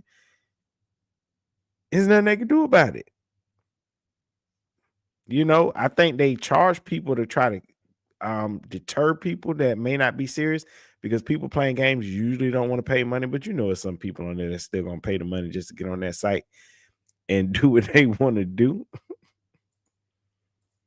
Then we'll get to the next topic of conversation here. Cool. Shout out to Mr. High Profile. Says, I was more open to the yada dude initially after expressing his experience, then his emotional ad hominem to Cooley, who hasn't had the best coverage lately. I immediately put him back in his pandering box, not godly grift. Shout out to the saint and the sinner.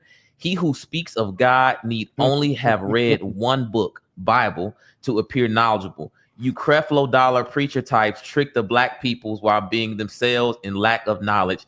Name 3 philosophers you respect, yada. It's funny. Saint and the Sinner made a great video about me. Hey, I love you, brother. Shout out to Saint and the Sinner. What, my God? Saint, why you got to throw shots at Creflo Dollar, man? We like Creflo. Shout out to library card holder. Stop trying to beat each other over the head with sarcasm and ad hominem attacks. This is why you lost the debate with Princella. Cooley and yada lost to Anton Daniels. Just have a straight up debate / conversation. Shout out to Shayna Says, modern women are outpacing men in education and earnings, and since the legalities of marriage aren't gender-based, men can and do benefit from alimony, child support, 50-50 if she's the breadwinner, i.e. Mary J. Blige, Kelly Clarkson. It's a bunch of super chats. Shout out to Ronnie Cooley. Can't use the Bible to argue your point. The Bible itself has strict marital contract agreement called a ketubah, and there's several scriptures on obeying laws of the land. Men who evade marriage operate in fear. And shout out to Bless. If you want to fool a woman, get her emotionally. If you have real discernment, you will see past the smoke and mirrors. Yada, you see a demon, why don't you cast it out? Stop playing on God. It's getting annoying. We're having an exorcism right now, brother. It's an exorcism right now, brother. Stay in tune. They said it's an exorcism. They said it's happening right now. So let's actually get to the last topic of conversation here. By the way, family, we told you guys you can get in the conversation here. Just send in your super chats and stay to the end. We're gonna do a vote. I want to see who you guys think won the debate. We'll do a vote. We'll drop a poll at the end, and we will let you vote on who is the winner. And we'll also let you guys come up and give very brief and brilliant facts on who you feel won, or opinions, I should say. But go ahead. I want to say hey to my children. Hey, I love you guys. I know you guys are watching. You know, Daddy holding it down for you guys. I cannot wait to get home. I love y'all. Shout out to the kids. Just a light flex real quick on the fan with my man Yada here. Yo, so let's actually go ahead. And I'm gonna close that poll real quick too. Let me pull that up real quick. And actually, what we're gonna do here, Lano, let's actually piggyback off the conversation we were gonna go into. This has been a very polarizing conversation based on a statement that was made prior here. Hold on, shout out real quick because Anton just sent over the fire super chat. Hey, Wow. man, And he says, love to everyone with the heart. Anton, he's feeling benevolent. Hey, Antoine, man, yo, I got so much respect for you, bro. You earn my respect. I got much respect for you, bro. I salute you. There you go. Shout out to Anton, big friend of the platform. As a matter of fact, Anton helped us put some money in our pocket Facts. because the clips is going crazy, just like you said they was would, your idea. Anton. That We was your appreciate idea, you. brother. So shout out to all 20 of his channels. And should single people give dating advice? We got over 1,800 votes and 54% of people say no. So those are very, very close. Yeah, People still very at odds close about one. that. 46 people, 46% it came in saying yes. That's interesting. Very interesting one. But going into the next round here, we piggybacking off where the conversation was going. And this is going here mainly because obviously a very controversial take from my man David Cooley here that has really caught fire in a blaze. So we really need to get into this here. Cooley, help us out. Help us understand this one here. Are single moms for recreational use? Hold on, can y'all find a clip, please? Can y'all find a clip? We got that one. Can y'all find a clip for me? We gonna get it. Can we? Lano will go ahead and get the clip. So, yes, we will get the clip. One Cooley, thing, go ahead. We'll get that clip ready got for it. you. You bringing up clips that doesn't give any context. The man is here in the flesh speaking to you. That clip that you took was out of context. If you just watched the full episode and go 2 more minutes past it, you would have got the full context, but it's clipped up. So a clip doesn't do anything. I'm here. I'll give you the answer. You feel what I'm saying? So when you're asking a question, are single moms recreational use only? Many women are recreational use only, right? That's what we say. What? In regards to, we're talking about what? You're a female right now. Okay, you cut me off. You want to say something? Go ahead. I'll let you speak. Or are you going to let me get it out? Go ahead. You got it, Cooley. You got it. Okay, got you. So under the context of recreational use only, this is when guys send in super chats on my podcast and they're asking certain questions, right? And the women on the podcast is even asking certain questions because they're dating and having sex outside of a relationship and they're being promiscuous. So in regards to single moms being recreational use only, let's just peel the layer back.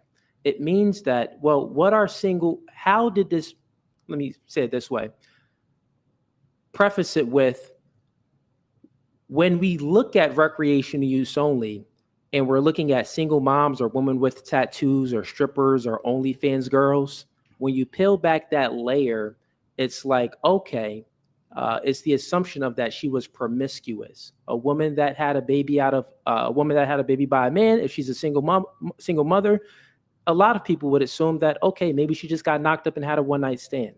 Like in the man's mind, he's assuming that she's been promiscuous, just like a woman that has OnlyFans, stripper pole, or stuff like that. So that's what we mean by recreational use only. Let me just make that make sense.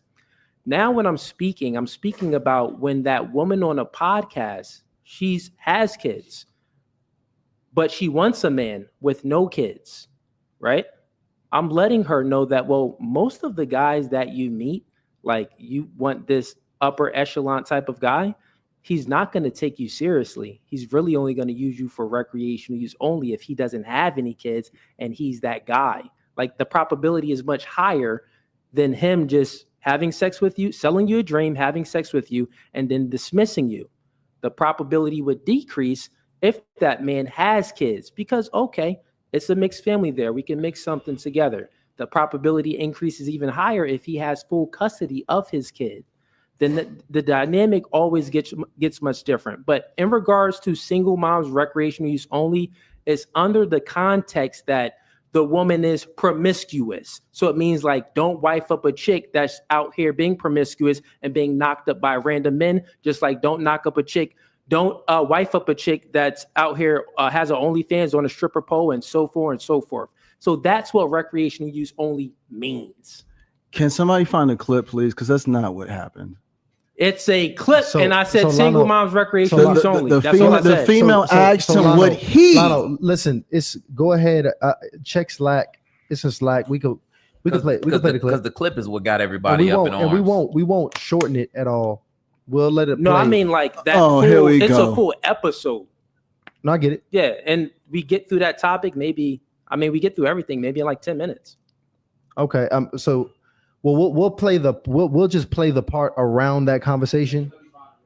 Yeah. And we got to take time to pull that up because that's what we get getting DMs and super chats about that specific thing. But I want to make sure on that part of the watch out. Go ahead. Okay. on that part of the episode or on that episode, you explain in the same detail you just did. Yeah, on that part of the episode, I was speaking about it was women on a panel that they were speaking about, they stated, the values that they want in a man. Oh, 6 foot, 6 figures. They want this, top tier guy, we would say, right?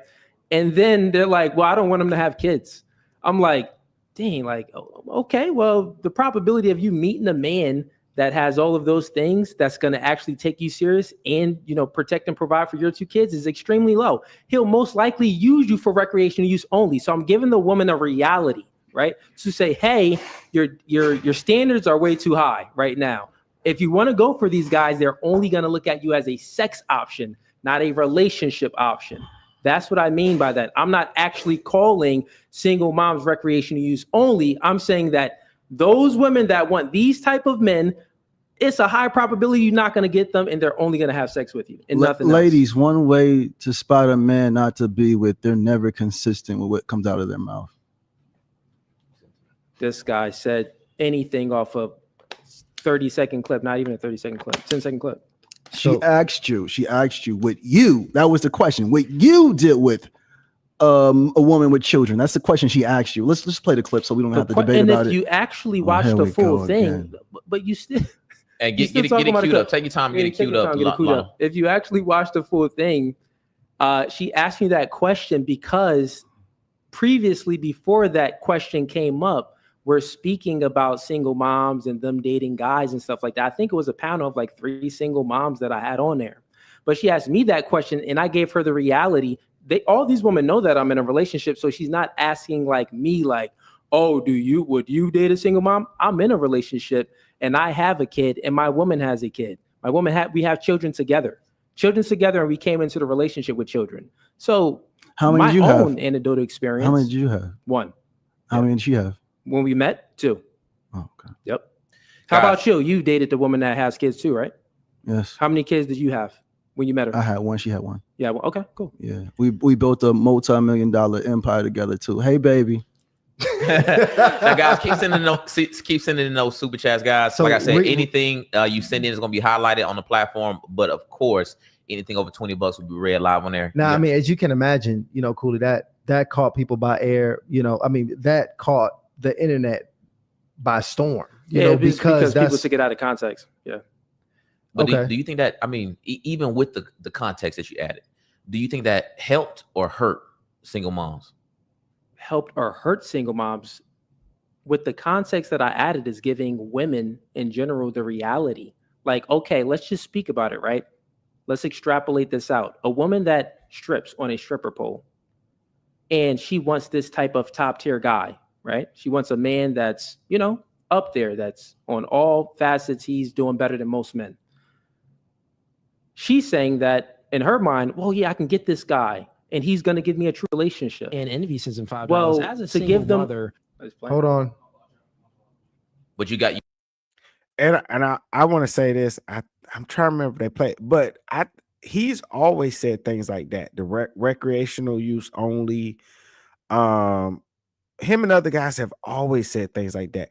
I really think this is because I believe that woman that he is with, because he's always said before he's in a relationship, but I think it's because that woman he's with is he's a black guy. I think he's with a white woman or something like that.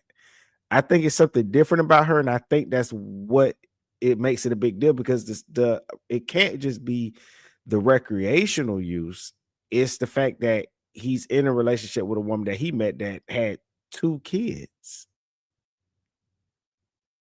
And I think people who, and he might have said it a long time ago, but I don't think that's something he shared recently.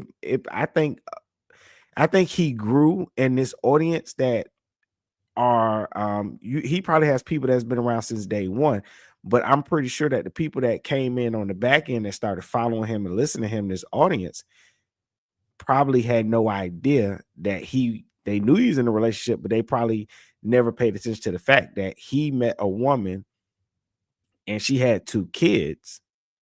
And then you have this, now the words single mothers for recreational use is going to sound very different in the ears of those people. And you can even tell in this debate, he's not quite himself. I think it's weighed on him. He says in an interview later on that he had just got off a plane, so he had a little jet lag. But I've seen him debate before, and he's still performing pretty well, but he doesn't seem like his full self. And the internet has really, really been on his head about him being with a single mother, even though he says single mothers are for recreational use, which I think I saw that episode and I don't feel like he meant it that way. You getting it queued up? It's almost ready. Almost ready. Okay, Cool. Go ahead. She's assuming she's living in La La Land and thinking she can get a Right, relationship King, right. from this guy, but she got this baggage. And I'm just giving her the reality, like, listen, Ma, you may need to lower your standards, because if you're only going after these type of guys, there's a high probability that they're only going to sleep with you and not give you any type of true commitment. King, you say he knows he's wrong on that claim, and I do agree. And here's the thing I would say, I think that he's correct in what he's saying, but I will say this. You got to have some decorum. You got to have some respect, right? Like me and my wife, right? I met my wife. I had a child. She had a child. If you're going to be talking to single mothers, right, and about them dating, you know that you should not use a word like recreational use when talking about a woman, like you talking about a pickup game of basketball or something, some sport. So I think either way, it was an insensitive thing to say. It's kind of something, but you're trying to be funny and with the guys and recreational use only, right? But it was already a borderline, insensitive thing to say. And then to turn around and you're with a woman that you met had 2 kids, it kind of he kind of brought the attack. He brought the attack on himself. Not no kind of. He definitely brought the attack on himself. So that is good for women. It's good to give women a general perspective about things. Yep, a million different ways he could have. Guys, we got 4,000 people in the chat. Lano, you ready to play that thing? Just pull it up. Even if you got to play the ad, just pull it all the way up. It's gonna be a little ratchet, but just pull it up. Pull it up so we can get to it. Just as a single spread it out mother, full Do screen. you believe in? No, you can leave it right believe there. You deserve can leave it right a there. man in the top. Go around to that mark that we percentile. talked about. And if so, why would? No. Do you know? You guys know? Recreational use only. Wait, back up. Especially if you're No. in your Back ages, in up. your 30s. Yeah. And why Damage. Oh, you man. wanna? Why do you say single moms Go are ahead, get her damaged opinion goods? on it. Because you're a woman saying that. Not focusing here. So why do you say single moms are damaged goods? Because if we're single mothers, we obviously I don't know about y'all, but we go through the ringer. Like I don't want to get too involved in my. Yeah, listen, listen, I got you. Listen, single moms, to answer your question directly, like I said, I don't think it's a bad thing. recreational use only. No. Do you know? You guys know? Recreational use only. Especially if you up in your ages in your 30s. Recreational use only. Do you mean like hit it and quit it? Recreational use only, meaning you won't use any for sex. That's it. Is that Single mother. Recreational use. Can we go around? I'm waiting patiently. We gotta get to y'all. Even if I'm she waiting needs so all the patient. time, My God. Okay, it's time out. Let's reverse it real quick to you. All right. What is broke guys good for? sex. Recreational use only. But Oh my God. A broke guy compared to a single you can't mother? compare a What you broke guy talking to a about? single mom. No. That's fault. That's no, No, you cannot. Because Go ahead. someone let you who's speak. broke, okay. I mean, that's pretty much it If right you're there, right? broke, Like as the a context male, is there because then now we start you moving have the into. opportunity to level up, but Pause you're that, not pause that, wanting Lano. Goes on more. Oh, Where I- keep where going, keep I rolling, keep rolling. Well, no, where I actually say what I just said now, I don't know where it's at, but I think it's towards the end. Like Shane I Sings. explained about the like if a man Hey, has guys, kids or and doesn't have not to kids and cut, stuff not like to cut that, everything yeah. off, but But you could, it's at the end. I'm if you feeling wanted real to. low on my energy. You know, this Okay. fast is starting to get to me. Okay, I got you. We're gonna wrap it up really soon. This is the last topic of the night, so we are gonna Y'all wrap playing it up clips pretty of me, soon. man. I want to play a clip of him. I got one for you. Which one? Which one is that? The one I sent to you. I didn't Remember, know. I texted you it sending to you. clips? I honestly You're did sending not. clips. I texted Now we got him. the super chats coming in, and listen, y'all let me know what y'all think about that. Y'all I didn't seen? get a I clip of you, believe we brother. seen it. We all seen enough. Go up. I believe we all seen enough of the episode Cooley. Y'all let me know if that context, It's on his if that Instagram. was the It's accurate on your context. Instagram page. Oh, pull up. Yeah. You want to pull up the IG? Okay, this is. Oh wow. This is Okay. your Instagram. And while he does that, what I'm going to go ahead and do is finish reading these super chats. Shout out to Key to Dream, said he about to get canceled, all caps. Shout out All to caps. Brink Cancel of him. Greatness, says y'all to elaborate on the statement made in regard to women need to dig for gold. And do you think that it lends to the social media phenomenon, women wealth hunting? Can that type of female be taken seriously for a relationship? That's a beautiful question. Can I answer that? Yeah, go ahead. And that's a beautiful question. What I'm saying is that a woman needs to go after a man that has some form of standards. We're seeing too many women having children by a man that's unable to properly provide for them. A woman should dig for gold. A woman should get with a man for forms of security, financial security, mental security, physical security, spiritual security, emotional security. So when I say dig for gold, I'm always saying mentally, physically, spiritually, emotionally, and financially. And men should dig for goals. So if a man is a gold digger and a woman is a gold digger, it's beautiful. But I'm not talking about nighttime workers that's looking at you and say, hey, give me $50, $100, I want it right now. No. If a man is with a woman, that woman is that man's responsibility, because men are leaders. Especially, it's a whole alpha conversation, beta conversation, simp conversation. The only men that have ever used the word simps were the men taking care of women that did nothing for them. They didn't love them. They didn't care for them. They weren't raising their children. They weren't cooking for them. We've misunderstood where the term simp came from, to the point now we're putting it on men that are providers, the one that loves to bathe their women, massage their women, love on their children and raise their children. So I think all women should be gold diggers, and I think all men should be gold diggers. Because if my wife says, baby, I want a new car, guess what I'm gonna do? I'm gonna work harder so I'm able to provide that new car. There you have it. Any other super chats? Oh, yeah. Any other super chats? No. Okay, That but was with that, well, we actually just got one coming. Hold tight 1 second, Cooley. Shout out to Beast Mode Jones, says Yada is well known that you have 2 women, maybe more. The average black man in America doesn't have that. Do you think that makes you less relatable in regard to giving other men relationship advice? Honest question. Shout out to Beast Mode Jones sending that over. And I love that question as well. Now I'm married to 2 women. It's part of my religion, my culture, and my tradition. Now these are women that all their parents know each other. Their parents know the situation. This is not nothing sneak. And these women are in full committed relationship. Now, remember earlier I told you, Cooley asked him what was his religion. He tried to act as if it didn't matter, but it does. It does matter.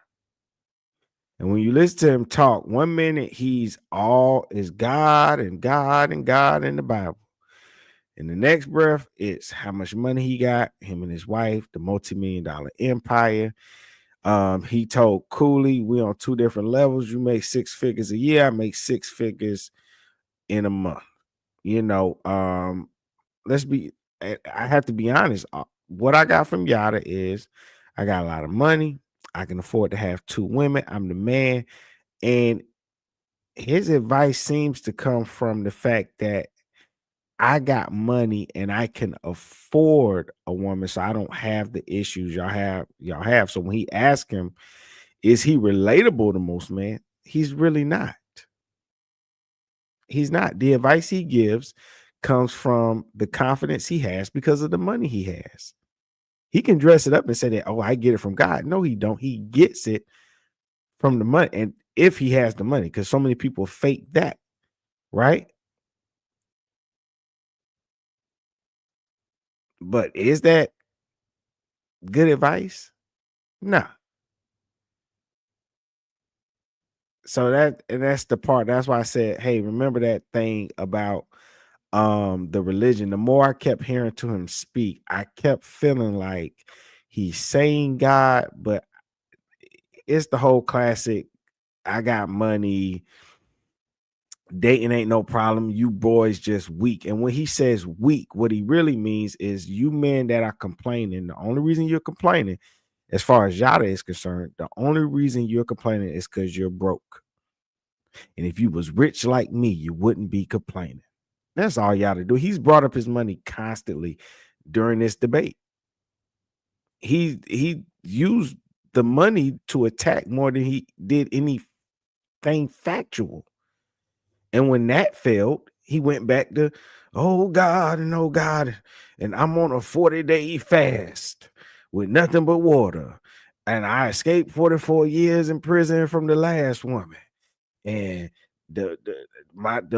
because he was with, I guess he had 3 wives, right? Because that one, he said, accused him of abusing her. He said he's facing 44 years. I do not believe that. It's too many women that get attacked by men that they call the police on that have beaten them. I don't think they give him 44 years. Then he says his current wife was pregnant at the time, right? So this is one of the women he had. It's one of the women he had. He got multiple women.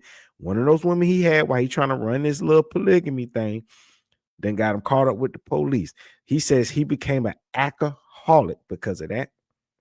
Then says the wife he has now currently was pregnant, walked in on him, and he said he had some scissors to his neck.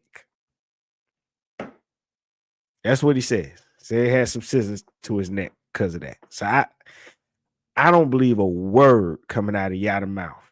The only things that I've agreed with him during this debate are things that, in general, any of us in this chat watching this video together, any of us could have said the things that he was saying. Like, it's just common things we probably know as adults, how to date, and just from our experiences.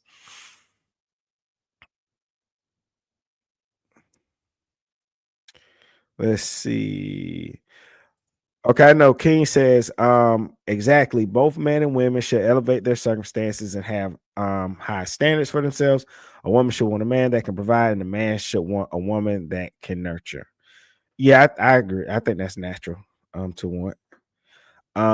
Prince Gemini says, I totally agree. And this ninja in a relationship with multiple women. He can't even say nobody else can give advice.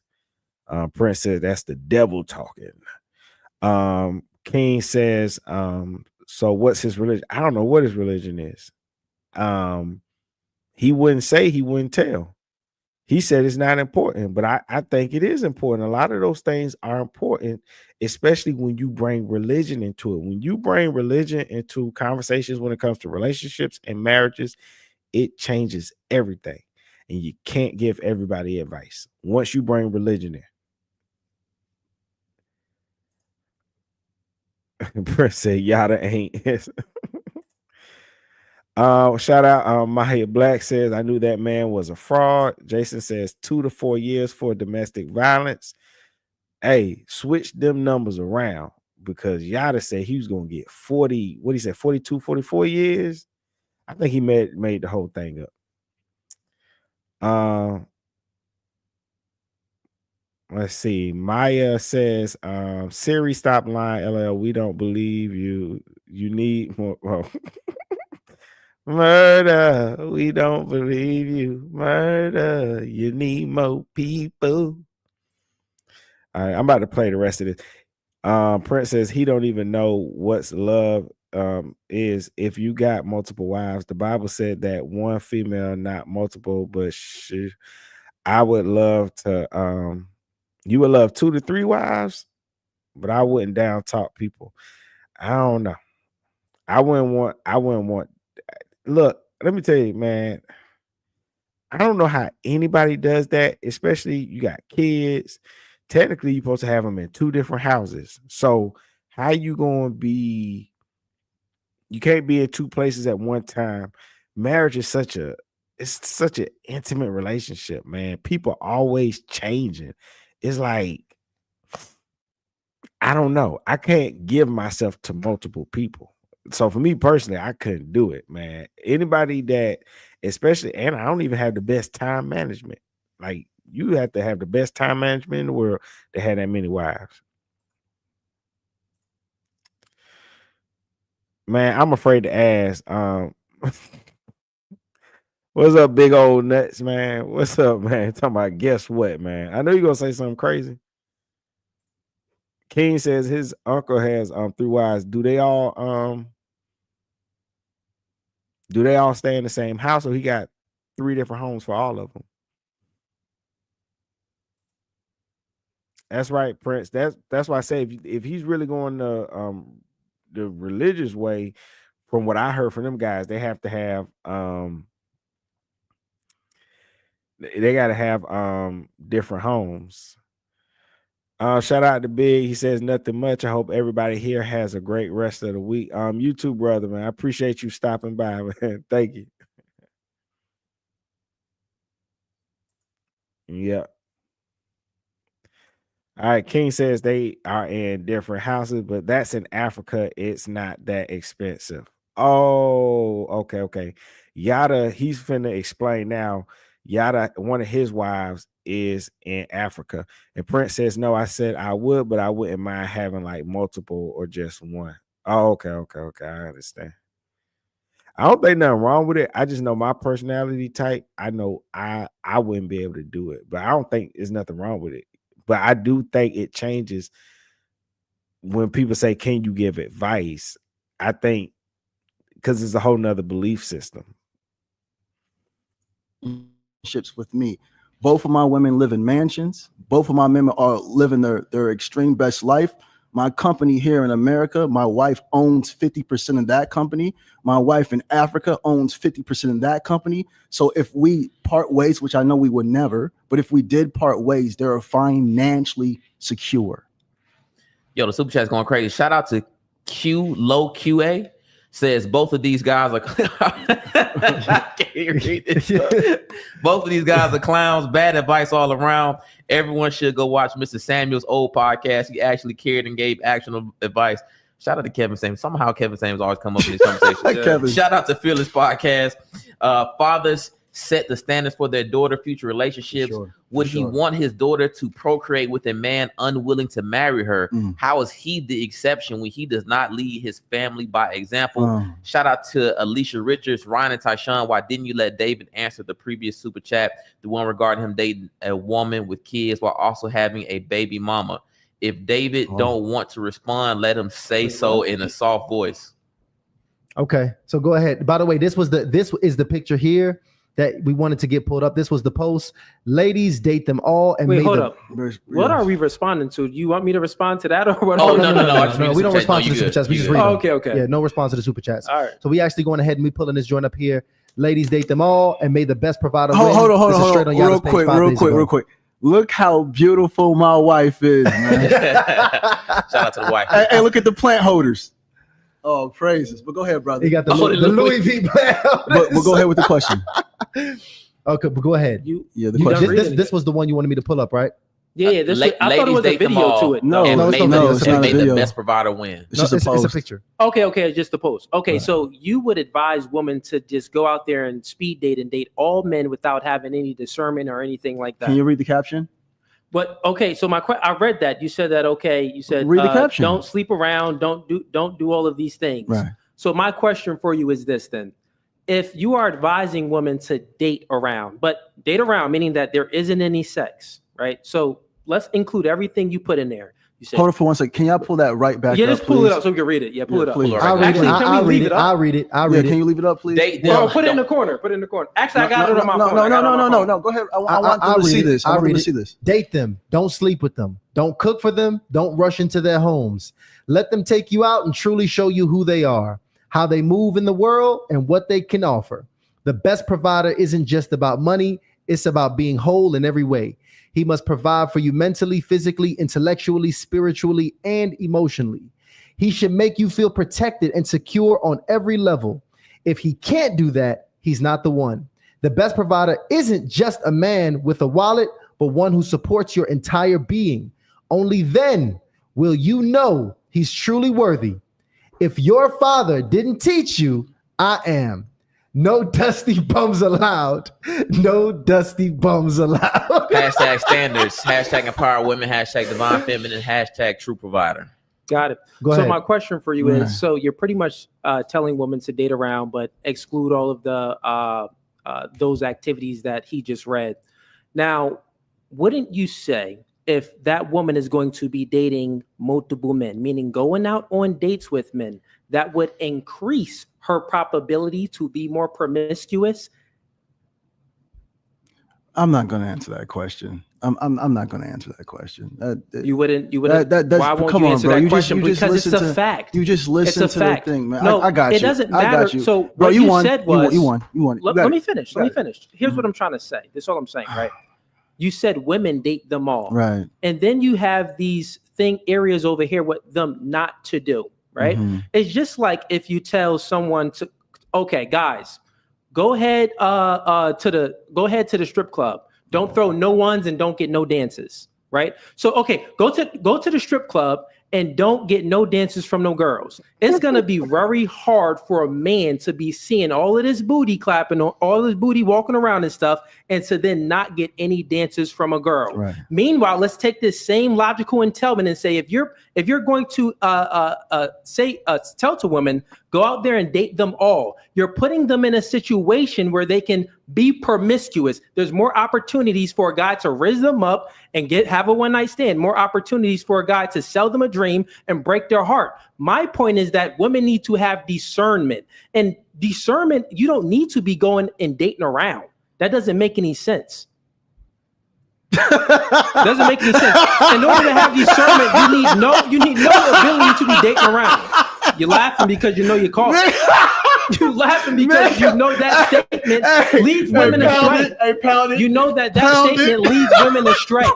That statement bro, right there telling women to date now around. you just want to argue, bro. You got it, no, bro, man. because that was very bad dating advice. Extremely bad dating advice. Man. You got it, man. And you still didn't even answer my first question, so man. I just ask it again. Do you think that it will increase if you tell women to date around? Do you think that would increase the probability for her to be promiscuous, which will go against everything that you said in the text for her not to do? Again, you see this family again. I can't wait for the replay bro. after replay after replay.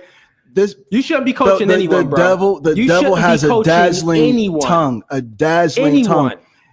When a person is when a person's well traveled, let's remove the word dating and add the word courting, right?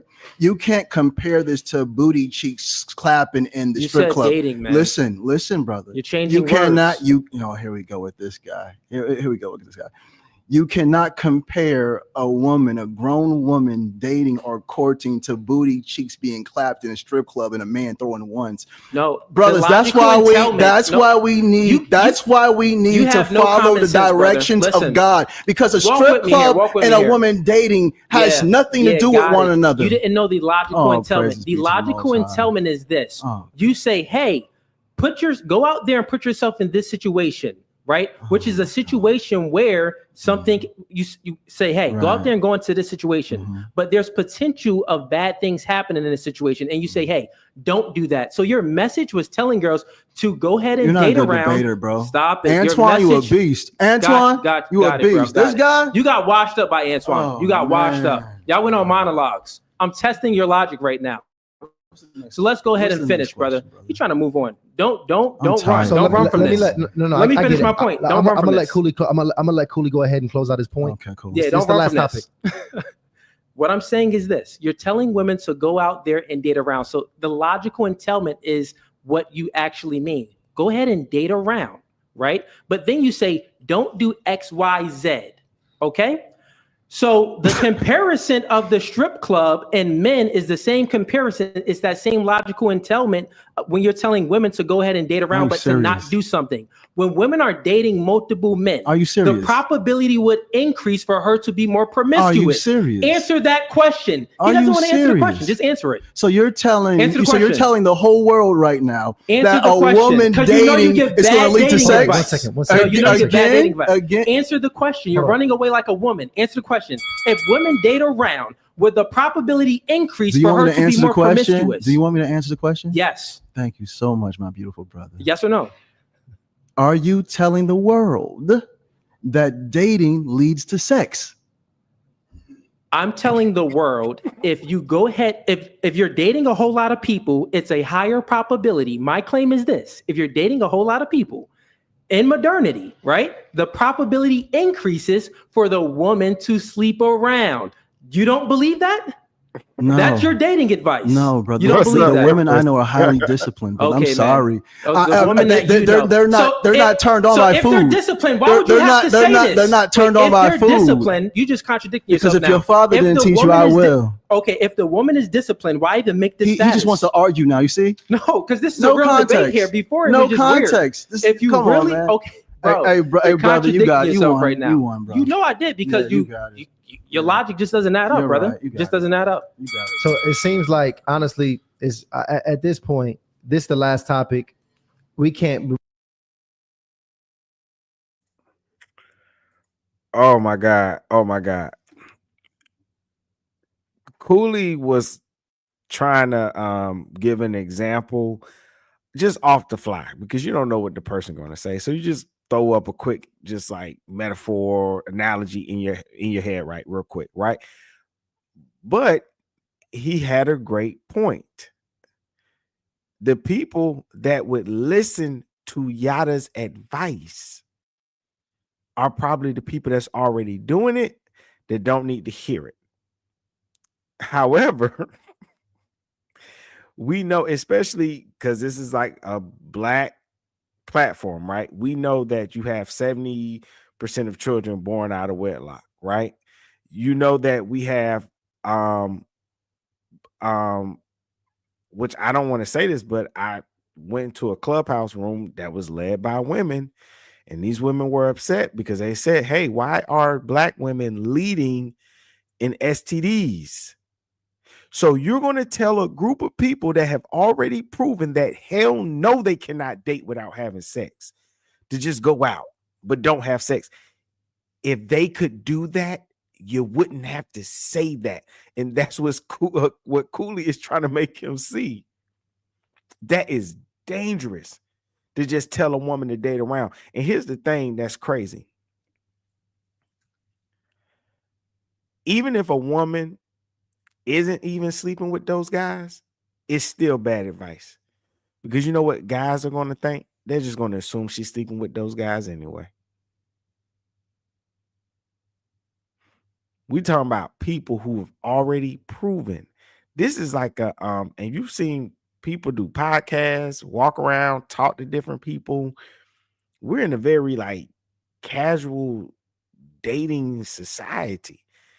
Yeah, Yada said that crap as if people out here dating with intentions. Like the majority of people are dating with intentions. They're dating to get married, and that's not the case. If that were the case, it would be no reason for this debate. You know, so for him to act like it, he's just saying things, like I said before, he's saying things like, oh, my women are disciplined. Okay. Your women are disciplined. So did you write the article for your women or for the other women? And then it's the stupid statements that your father didn't teach you. I'm gonna be your father. Like, shut up, dude. Ain't nobody followed that article. That article didn't wake not one person up. Shout out Empress says he's definitely projecting. Women aren't sleeping around. That's why Red Pill is so upset. This guy is with the single mom of two, telling man not to date single moms. Oh, yeah. I thought he was bad. You know what? I was trying to find a picture of the woman because I saw him when he went on Marquette's show. It was seen. he alluded to the fact that she was. I think what they're really pressing him on is they.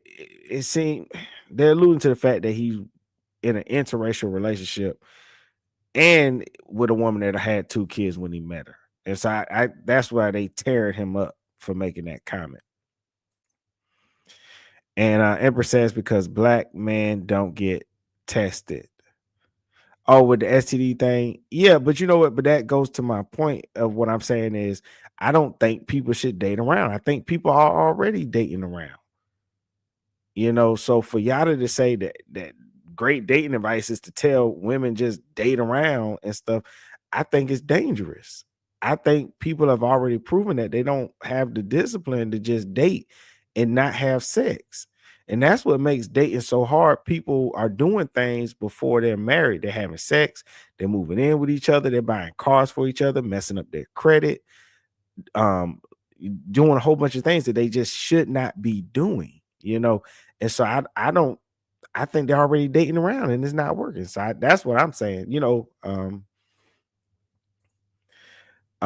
King says this seems to be a no-brainer. If you tell a woman to date around, then you telling her to sleep around, in other words.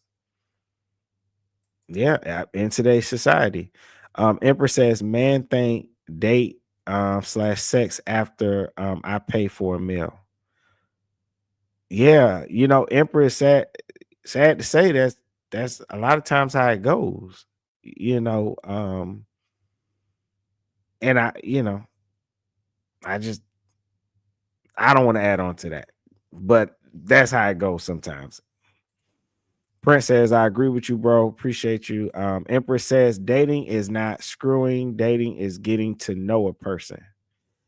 I agree with you, but I don't think people know how to do it. Seriously, I don't think they do.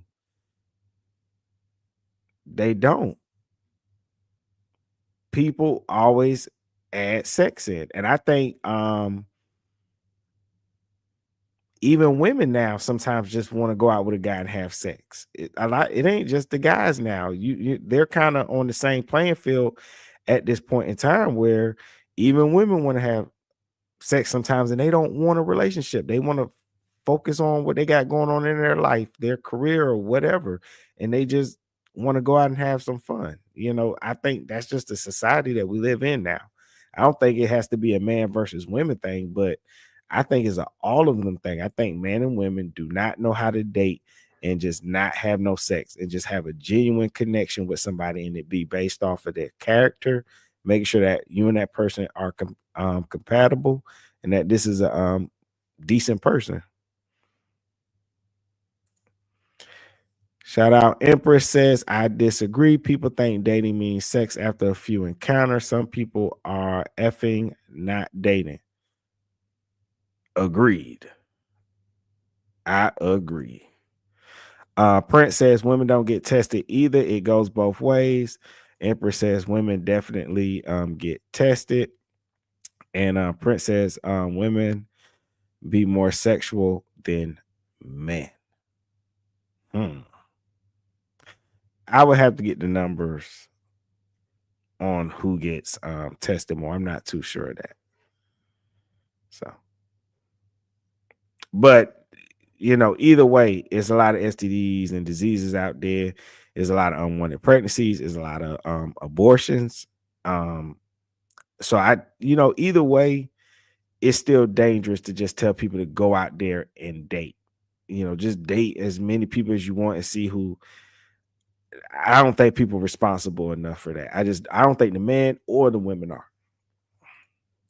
Really move forward. Yada really already said he's running low on energy. Yes. Cool. That the questions not really being answered anymore at this point. Yeah, he didn't answer no And questions. I don't want to talk in circles. I really want to be able to goodness. progress in conversation. So let's go ahead, finish out Yeah. these super chats, and let's drop that. Can you drop that final poll while we read this as well? What we'll do here, to the best of your abilities, guys, this was a much shorter debate here. Yeah. We had 3 very short rounds for the people that watched. And I mean, short relative to hardly initiated For standards, sure. at least. Yo, you But actually tell what him we women to wanna be do- recreational use only with that advice you gave. You know that, right? What we want to do here, I want you guys to vote on who was the winner of this debate here, either Cooley or Yada. What I'm going to do, or what Ryan is actually doing right now, is cooking up the poll right now. So we'll announce the poll at the end. We'll bring up just a few initiates. It's not going to be very long because y'all already said he's got to get up out of here tonight. So you guys just be patient for us. And here it is. We about to drop that thing in about 5 seconds. 3, 2, 1. Poll is live. So go ahead and get your vote in while we read the super chats. Ryan, you can go ahead and get those super chats read in the meantime. I got you. Shout out to Key to Dream. She says he just want to argue for real. He's a dusty bum. Shout out to Damien Monel Main. Says if someone can be too underqualified to be an authority, can't they also be overqualified? In practical situations like using a sledgehammer instead of a hammer for a nail, expertise can sometimes miss the mark. Shout out to Viva Wood Life. Just because you can and she'll let you doesn't mean you should. Move wise in these dating sexual streets. What can you afford to lose? What does she have to offer? Will this temporary stop knock you off of your square path and purpose, or her off hers? Hashtag trust Unc. Shout out to Key to Dream again. And it's one more missing. This thing is just loading really crazy right now. So what I'm gonna do here, by the way, I started dropping the link for you guys to come up and come backstage. Yeah, Lionel, 4,000 people in the already chat. have people already started coming backstage? I'm only gonna bring up a couple. Let's switch it up. Let's bring it up. Let's go guy girl, just to go ahead.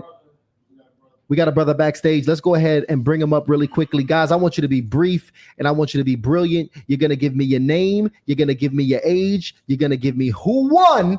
And then you're going to say why. That is absolutely it. And we're going to move forward through the callers very quickly here on the back end. So, Lionel, you can go ahead and bring up our very first caller. Everybody else, you guys can go ahead and go backstage as the link is in the chat. So go ahead and get that ready for me, Lionel. What's up, brother? Welcome to Harlem Initiated. You got to make sure you come off mute, brother. Keep it rolling, Lionel. Yeah, you got to keep it rolling. If they don't talk instantly, we got to keep Lionel, it fast. rolling. It's the only. Wow. Y'all come back. Another one, Lionel, fast. So check it out. I can't hear you guys. There you go. Okay. Hold on. He said he can't hear us. He got some issues. None of that y'all can callers. listen. Yeah, Sure, let us y'all know. in the Zoom. Hi, how are you guys doing? And make We- sure y'all not looking Yeah, at turn that There you sound go. on, Jen. Oh, no. No. in the Zoom. Hi, how are Jen, you guys gotta doing? zoom. Jen, we're doing good, but you got to get off YouTube. You got to get off Get off. YouTube. Jen. Get off, Lionel. Listen, y'all about to bring one more. Y'all need some sleep, y'all. I'm tired. All right. So y'all better go ahead. Okay, I'm back. Can you hear me now? Listen, if y'all on Zoom, y'all cannot have the show playing. Jen, can you hear us? No, Jen is done. Jen is done, Lionel. We Okay, only- now. Jen. Yeah, you guys were muted. I can hear you now. Okay, Jen. Jen, what, you getting yeah, some damn patience tonight, Jen. Can Your you age give and me your location. name? Yeah, give me your name, your age, and your location. I'm 35. But I'm from New York City. Okay. And listen, who won tonight? I can't really say any one person won, but I would probably go towards Yada's side versus Cooley. Why is that?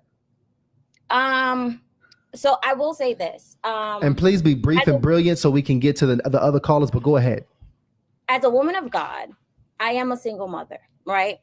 And I've had my seasons of going through things. And I think what Cooley said about single moms being for use only, I just feel like his thinking is what's really killing African American women. I feel like we just go through so many things and we always have to hear this like red pill versus blue pill type of conversations. And I feel like it hurts us a lot to hear how, and I could see his perspective as a man.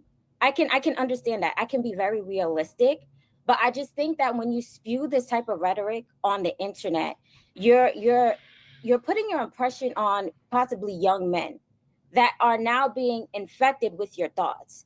And I feel like there are certain ways that we can get messages across, but I feel like as a Black man, you should really want to empower Black women. I'm not saying that you should tell everybody to go out and date single mothers or everything or anything like that, but I'm saying that Black women are experiencing so much hurt. And as a Black man, it would be better if you were on our side and like speaking to us in terms of love. Well, close out. I want you to close out, Jen. Close out right here, Jen. And listen, Cooley, you got a question for? Yeah, I have a question for you. You have a son? No. If you had a son, hypothetically, right, and your son didn't have any kids, would you advise him to date a single mother? Would I see? Gotcha. Yeah, look, go ahead. No. Answer the question. Be honest. I will be honest with you, because I wouldn't want to be I'm missing the word. But if it was a good woman who had one child, yes, because I was a woman who had one child. If it was a woman who had multiple children, I would not advise him to do so. No. Got it. So if he had the option, right, of a woman, he's a single man, and he has the option of dating a woman with one kid, but she's a good woman. But he has an option of dating a woman without any kids, and she's a good woman. Which one would you advise him to go to? Dating the woman without any kids. I rest my case. No. But what you're saying is that we can only be used for sex. No, that's not what I'm saying. I just explained it there. You didn't. No, you didn't. Hold on, Jen. Well, listen. Well, Jen, listen. I want to go ahead. I know it's about to be a whole debate popping off. I really want to go ahead and get a couple callers in. But thank you so much, sweetheart, for coming up on here and giving your perspective. Thank you, guys. Okay. I love you guys. Blessings. We love you, Love Jen. you too, Appreciate Jen. you. Thank you so much. Let's get the next caller up. Who we got here, brother? What's good with you, brother?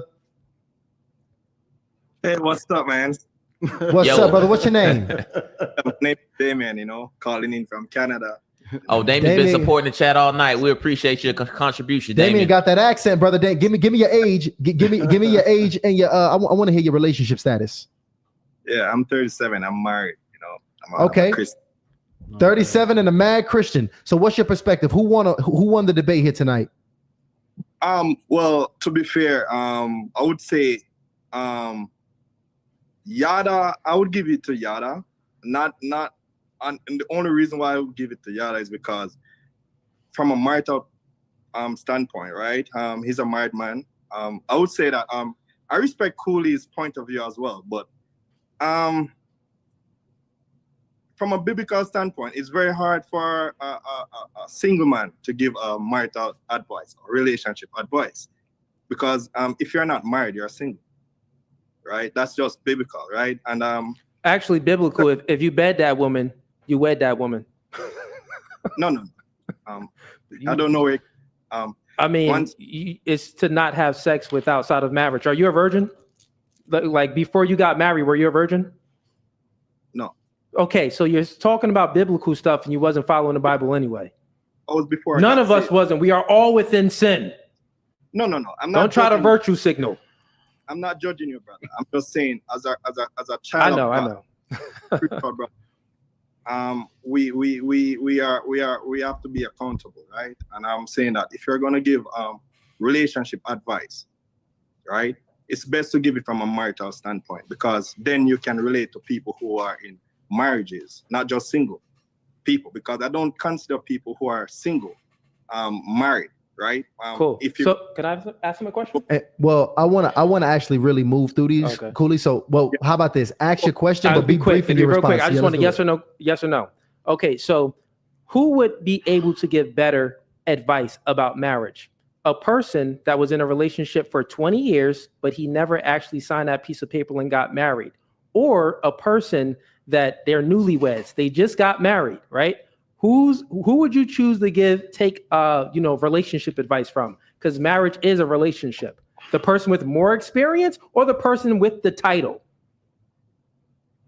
Again, I'm letting you know, it's a logical fallacy. Look it up. It's a logical fallacy called to appeal to authority, meaning that you're only harping on the title or certificate of something that has authority. It's illogical. It makes no sense. Meanwhile, it's more nuance to it. So check it out here, Damien.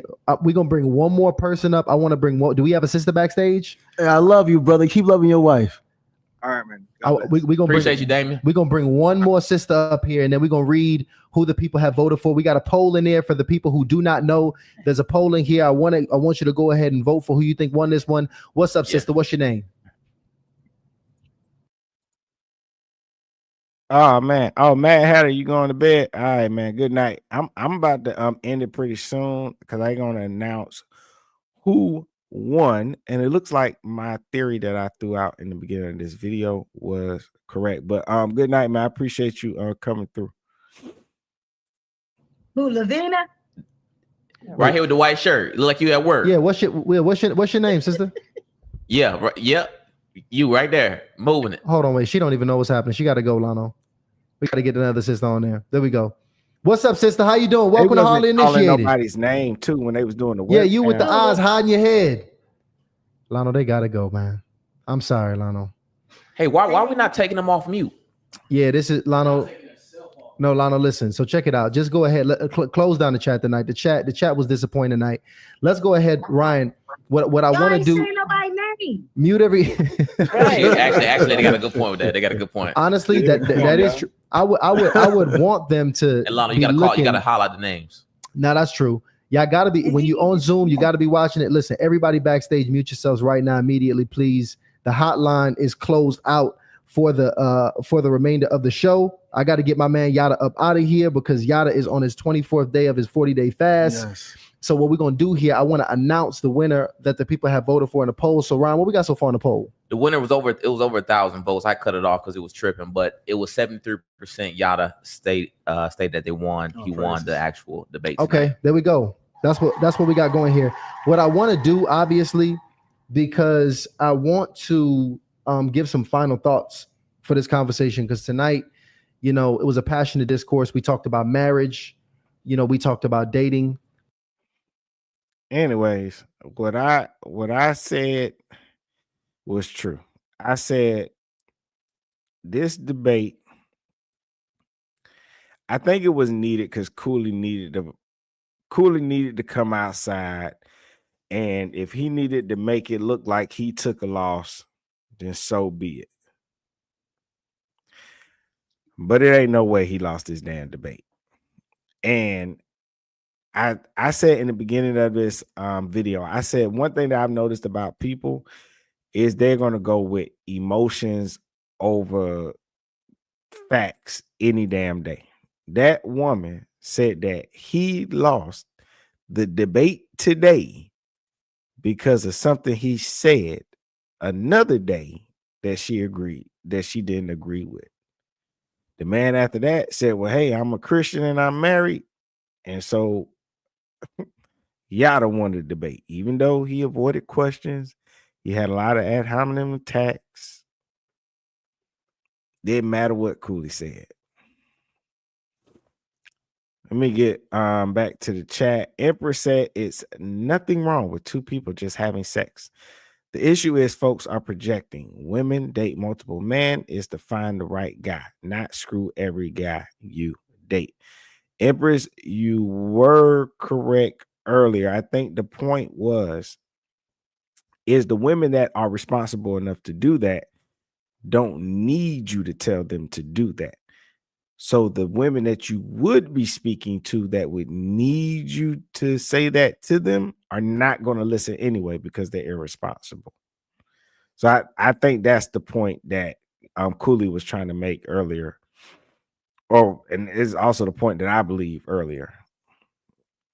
Prince says if people get to know each other before having sex, the relationship lasts longer. I agree. Empress says men usually date to have sex for that night. Women usually date to find partnership, not sex for the night. So women are encouraged to date to find a person who is intentional about partnership. I don't know, Empress. It's kind of like you trying to act like guys are just horn dogs or something. Women be liking to have sex too. The Mad Hatter said, you only treat people as good as you treat yourself. So if you don't like yourself, you can't like anybody else. That's going to reflect on your whole community. You can talk all you want to. Yeah, that's correct. Yeah. Self-love is the most important and the first one that come first. Blitz Gaming says victim mentality. Emperor says, I don't know his point. He is with a lady who has 2 kids from 2 men. Does he regret it? Is he trying to advise man against what he did? So weird. LOL. I don't know. I don't think that's so weird. I think there exists a possibility that just because I did something does not mean I have to endorse it. I could have experienced something that for instance, I had a kid out of wedlock. When I talk to my son, my oldest son, I'm gonna tell him don't do it. And I'll be disappointed in him if he does it, even though I did it, because I want him to do better than me. So people can do certain things or live their life a certain way that is different. And plus, here's the thing, even if I do it, I could be the exception, but not necessarily the rule. So I'm not just going to, in general, when I'm speaking to people, I'm not going to just tell them to do something because it worked for me. If in general it doesn't not necessarily work for everyone, and it doesn't. Blitz Gaming says, Empress, yeah, I'm sure he does regret it, honestly. Blitz Gaming says a woman with children already ain't a prize, and especially if you ain't got none for yourself, you can't be out here expecting some man without kids to be your savior. You're gonna get what you put out. And my bad, y'all. I ain't feeling good. I got a cough.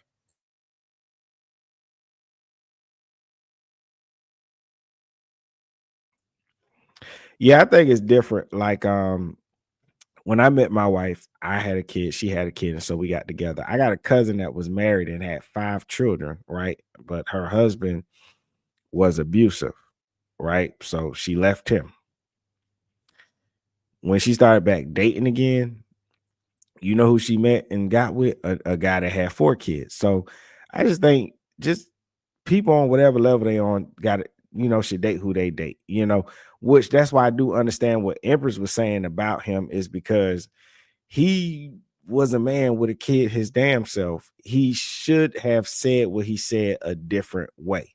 I admit the way he said it was wrong. He did not have to use the word recreational. He didn't have to say it that way. I think he got caught up in, I'm on a podcast, I'm cool, I'm talking to these women. And I think honestly, he just did it for shock value. But he didn't have to say it the way he said it, because it makes him look like a hypocrite. And now when he goes to do a debate, people are just going to say he's wrong because they just don't like him anymore right now. And they don't want to hear from him.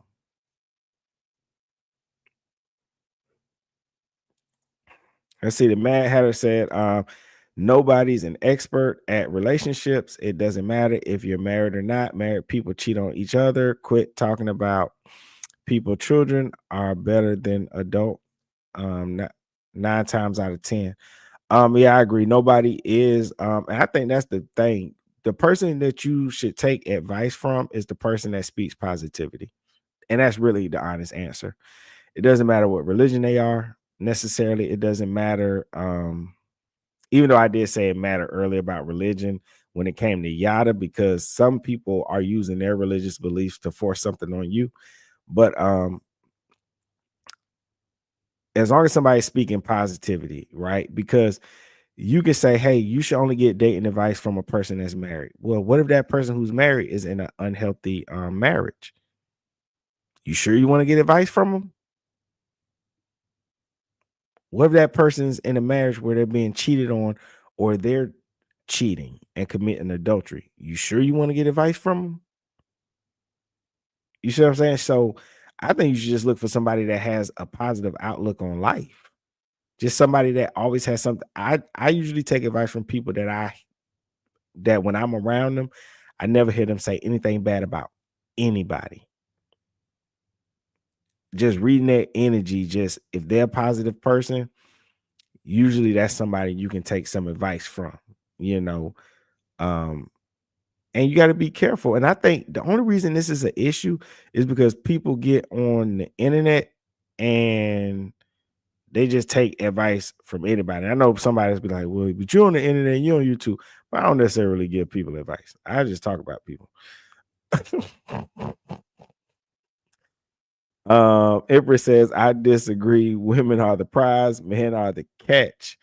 That will never change. Mothers raise human beings. She'll always be a prize. Men and women with children should seek each other and vice versa. I do agree with that. Blitz Gaming says a woman with children is a prize compared to a man without. Okay, so I see y'all saying two different things, but I think that fixed up because Empress says that if you are a person with kids, you need to be with a person that has kids. King says a woman with a child that got her shit in order is better than a woman with no children that's a mess. That's very true. Empress says absolutely. How many losers are 40 to 50 plus without kids, home alone, lusting after young women they'll never get? Most mothers are very successful. Hey, Empress, they got this. You ever seen that show? What's that show? Nephew Tommy, Ready for Love. You know, you do have a lot of them guys. They be old and they be waiting forever, and they trying to get back out there and talking about, oh, I'm ready to have kids. I'm like, dude, you're like 45 years old. Why you want your first kid at the age 45? I mean, if anybody want to do it, fine, whatever. But I couldn't do it. I don't know how you would have the energy. So it is some truth to that. You do have some of these older guys doing that, and I see them on these actual dating shows doing it. And I was like, I can't believe anybody want to wait to have their first kid at that age. Empress B says, okay, I missed that part. I still disagree. LOL. You know what?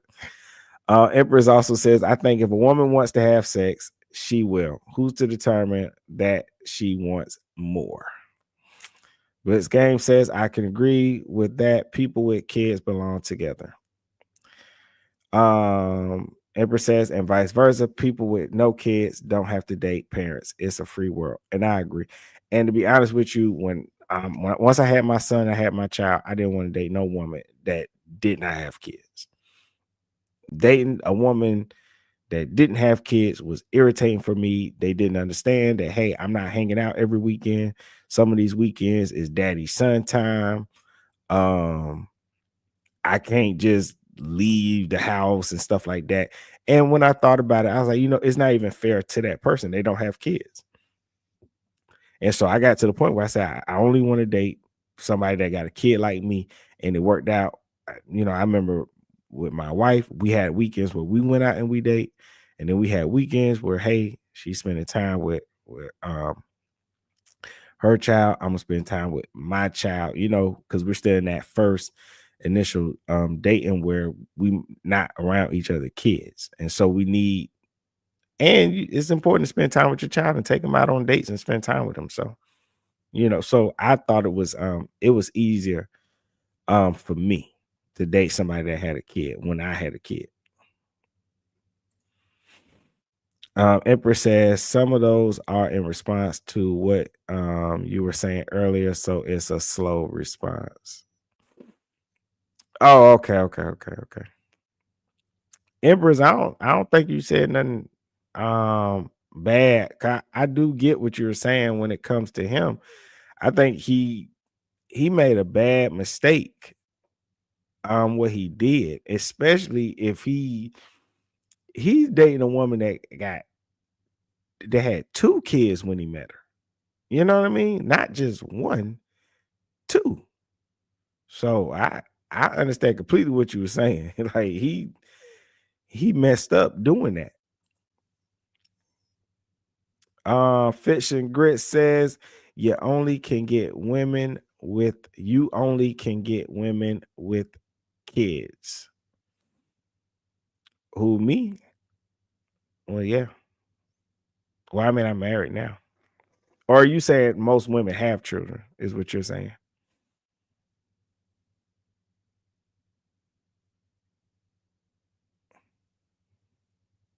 I think that's what Fish and Grits is saying. He says you can only get women with kids. I think they're saying a lot of women have kids. Maybe is that what that means? I don't know.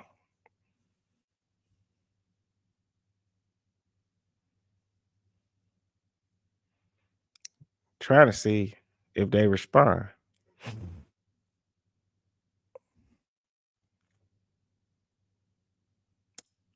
I don't know. They might not be there still. Let's see. 14. Anywho, I think I've been on here long enough. I'm about to end this video. Everybody that came through, I appreciate you all, especially everybody in the chat having a conversation. If you can, it will help me out. I don't ask for no money or anything like that. But if you could smash the like button, I would be oh so grateful. Oh so grateful. If you would smash the like button for me. I think you can just double tap on the screen when it's in the portrait mode and stuff. I would appreciate that. Blitz Gamer says, I think being a stepfather is just a loss at the end of the day. If you have no kids going into the relationship, unless you truly care about the child. Blitz Game, I agree with you. I think that you have to have a relationship with that child, and you have to be doing it for the right reasons. I think you have to go into that, and this is just from me and my experience is that I think a lot of times guys go into these situations where a woman got a child and they're like, can I discipline the child? Can I do this? Can I do this? Can I do that?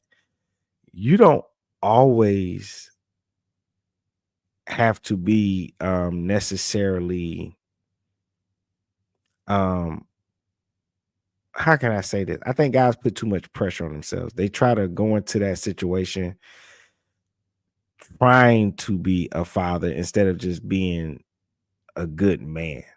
A lot of times when it comes to these children, just form your own relationship. Maybe that kid needs somebody that's like an uncle. Maybe that kid just needs somebody that's a friend, somebody that's going to give them good advice. You don't always have to necessarily be a father. I've seen so many different type of relationships just from people around me that people that tell you, man, like, man, my stepdad, my stepmom was cool as shit.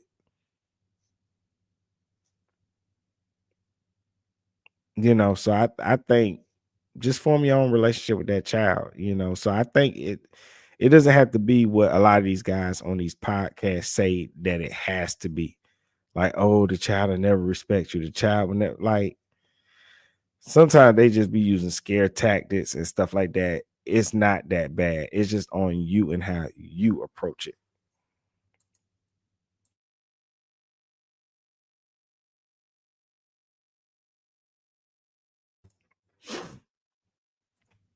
Let's see. Ember says, then don't become one. Plenty of amazing bonus parents who gladly take on the role. Is not for everybody in the bonus mother or father role. Yeah, it's not for everybody. It's really not. Ember says, that's great advice. Being a good person in their life instead of portraying a role. Yep. Because it's the same way, like if you're a mentor or something like that, it's really not that bad. It's really not. And if you with and I know a lot of guys say, well, oh, I gotta spend all my money on this child and stuff like that. Me dating, because I only dated single moms because I had a child. I can tell you, me personally, I didn't have no women asking me for no money or anything like that. Majority of the time, those women, they took care of their child. They never asked me for no money while dating them or anything like that. Blitz Gaming says, I have a stepdad. I seen it firsthand. That shit hurts a real man when they use it against you. Well, I love my mama though. Oh, And I can understand, man, if you have your own personal experiences with that, that would cause you to be like, you know, I don't want to deal with that. And I get that, you know. I do. I can understand why you would say that because of that. Yeah. Oh man. Anywho, man, y'all, I don't feel good. I took this medicine, man, but the damn cough is coming back. I'm like struggling to talk because I don't want to cough in everybody's ears. I'm gonna say shout out to Kelvin Mitchum came through in the chat, Desi 999, Prince Gemini, Steve Cash, trying to get everybody. Okay, man.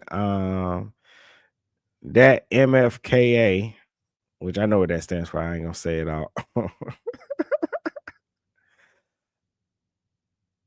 Shout out HEHD. Shout out Jason Gore. Shout out to LJR came through. Shout out to King of Kongland.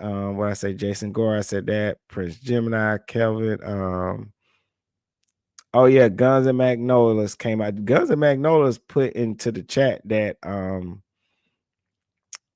people were saying that Yada is really, really, really short, and they think that's why he acts like that too.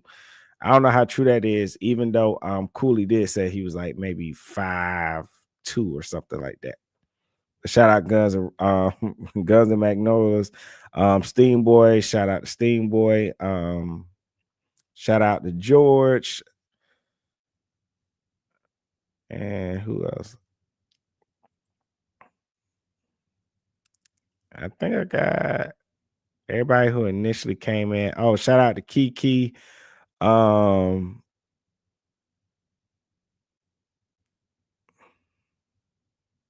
see. I think I got everybody. Definitely shout out Maya. And shout out definitely Empress and all your points. Thank you for coming in with the difference of opinion.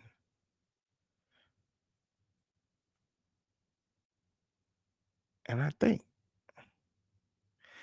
shout out to the Mad Hatter as well and Blitz Gaming. I think I got everybody. Shout out Fish and Grits too. And stuff. I just say that because I appreciate when people be in the comments, man. I like it. That's why I say I don't really give advice. I really just like talking to people. I really be learning a lot from everybody else and their points of views. I am not no guru. I do not know everything. I be on here to have fun and just watch videos. And to have and just to talk to people, because too, this is my way to get a break from Clubhouse because it's like ghetto on there, on that app. And I apologize if I missed anybody's name, but I do think I got everybody.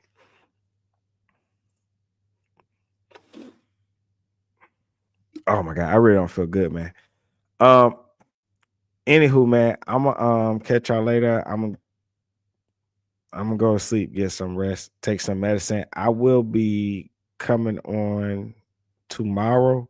I'm gonna try to get a show in during the day. I'll probably get on with my homeboy, the Prince of Petty. Do a video with him, and then I'll probably be back on after. So I'll probably be maybe do 2, 3. Hopefully I can do 3, but at least 2 lives tomorrow is what I do. Seriously, I appreciate everybody that came through, watched the video with me, got into the comment section. I really do appreciate you. Definitely. I know everybody say stuff like that. I really mean it though when I say it though. Promise you that. So I'm gonna catch y'all later. Out. Risky behavior.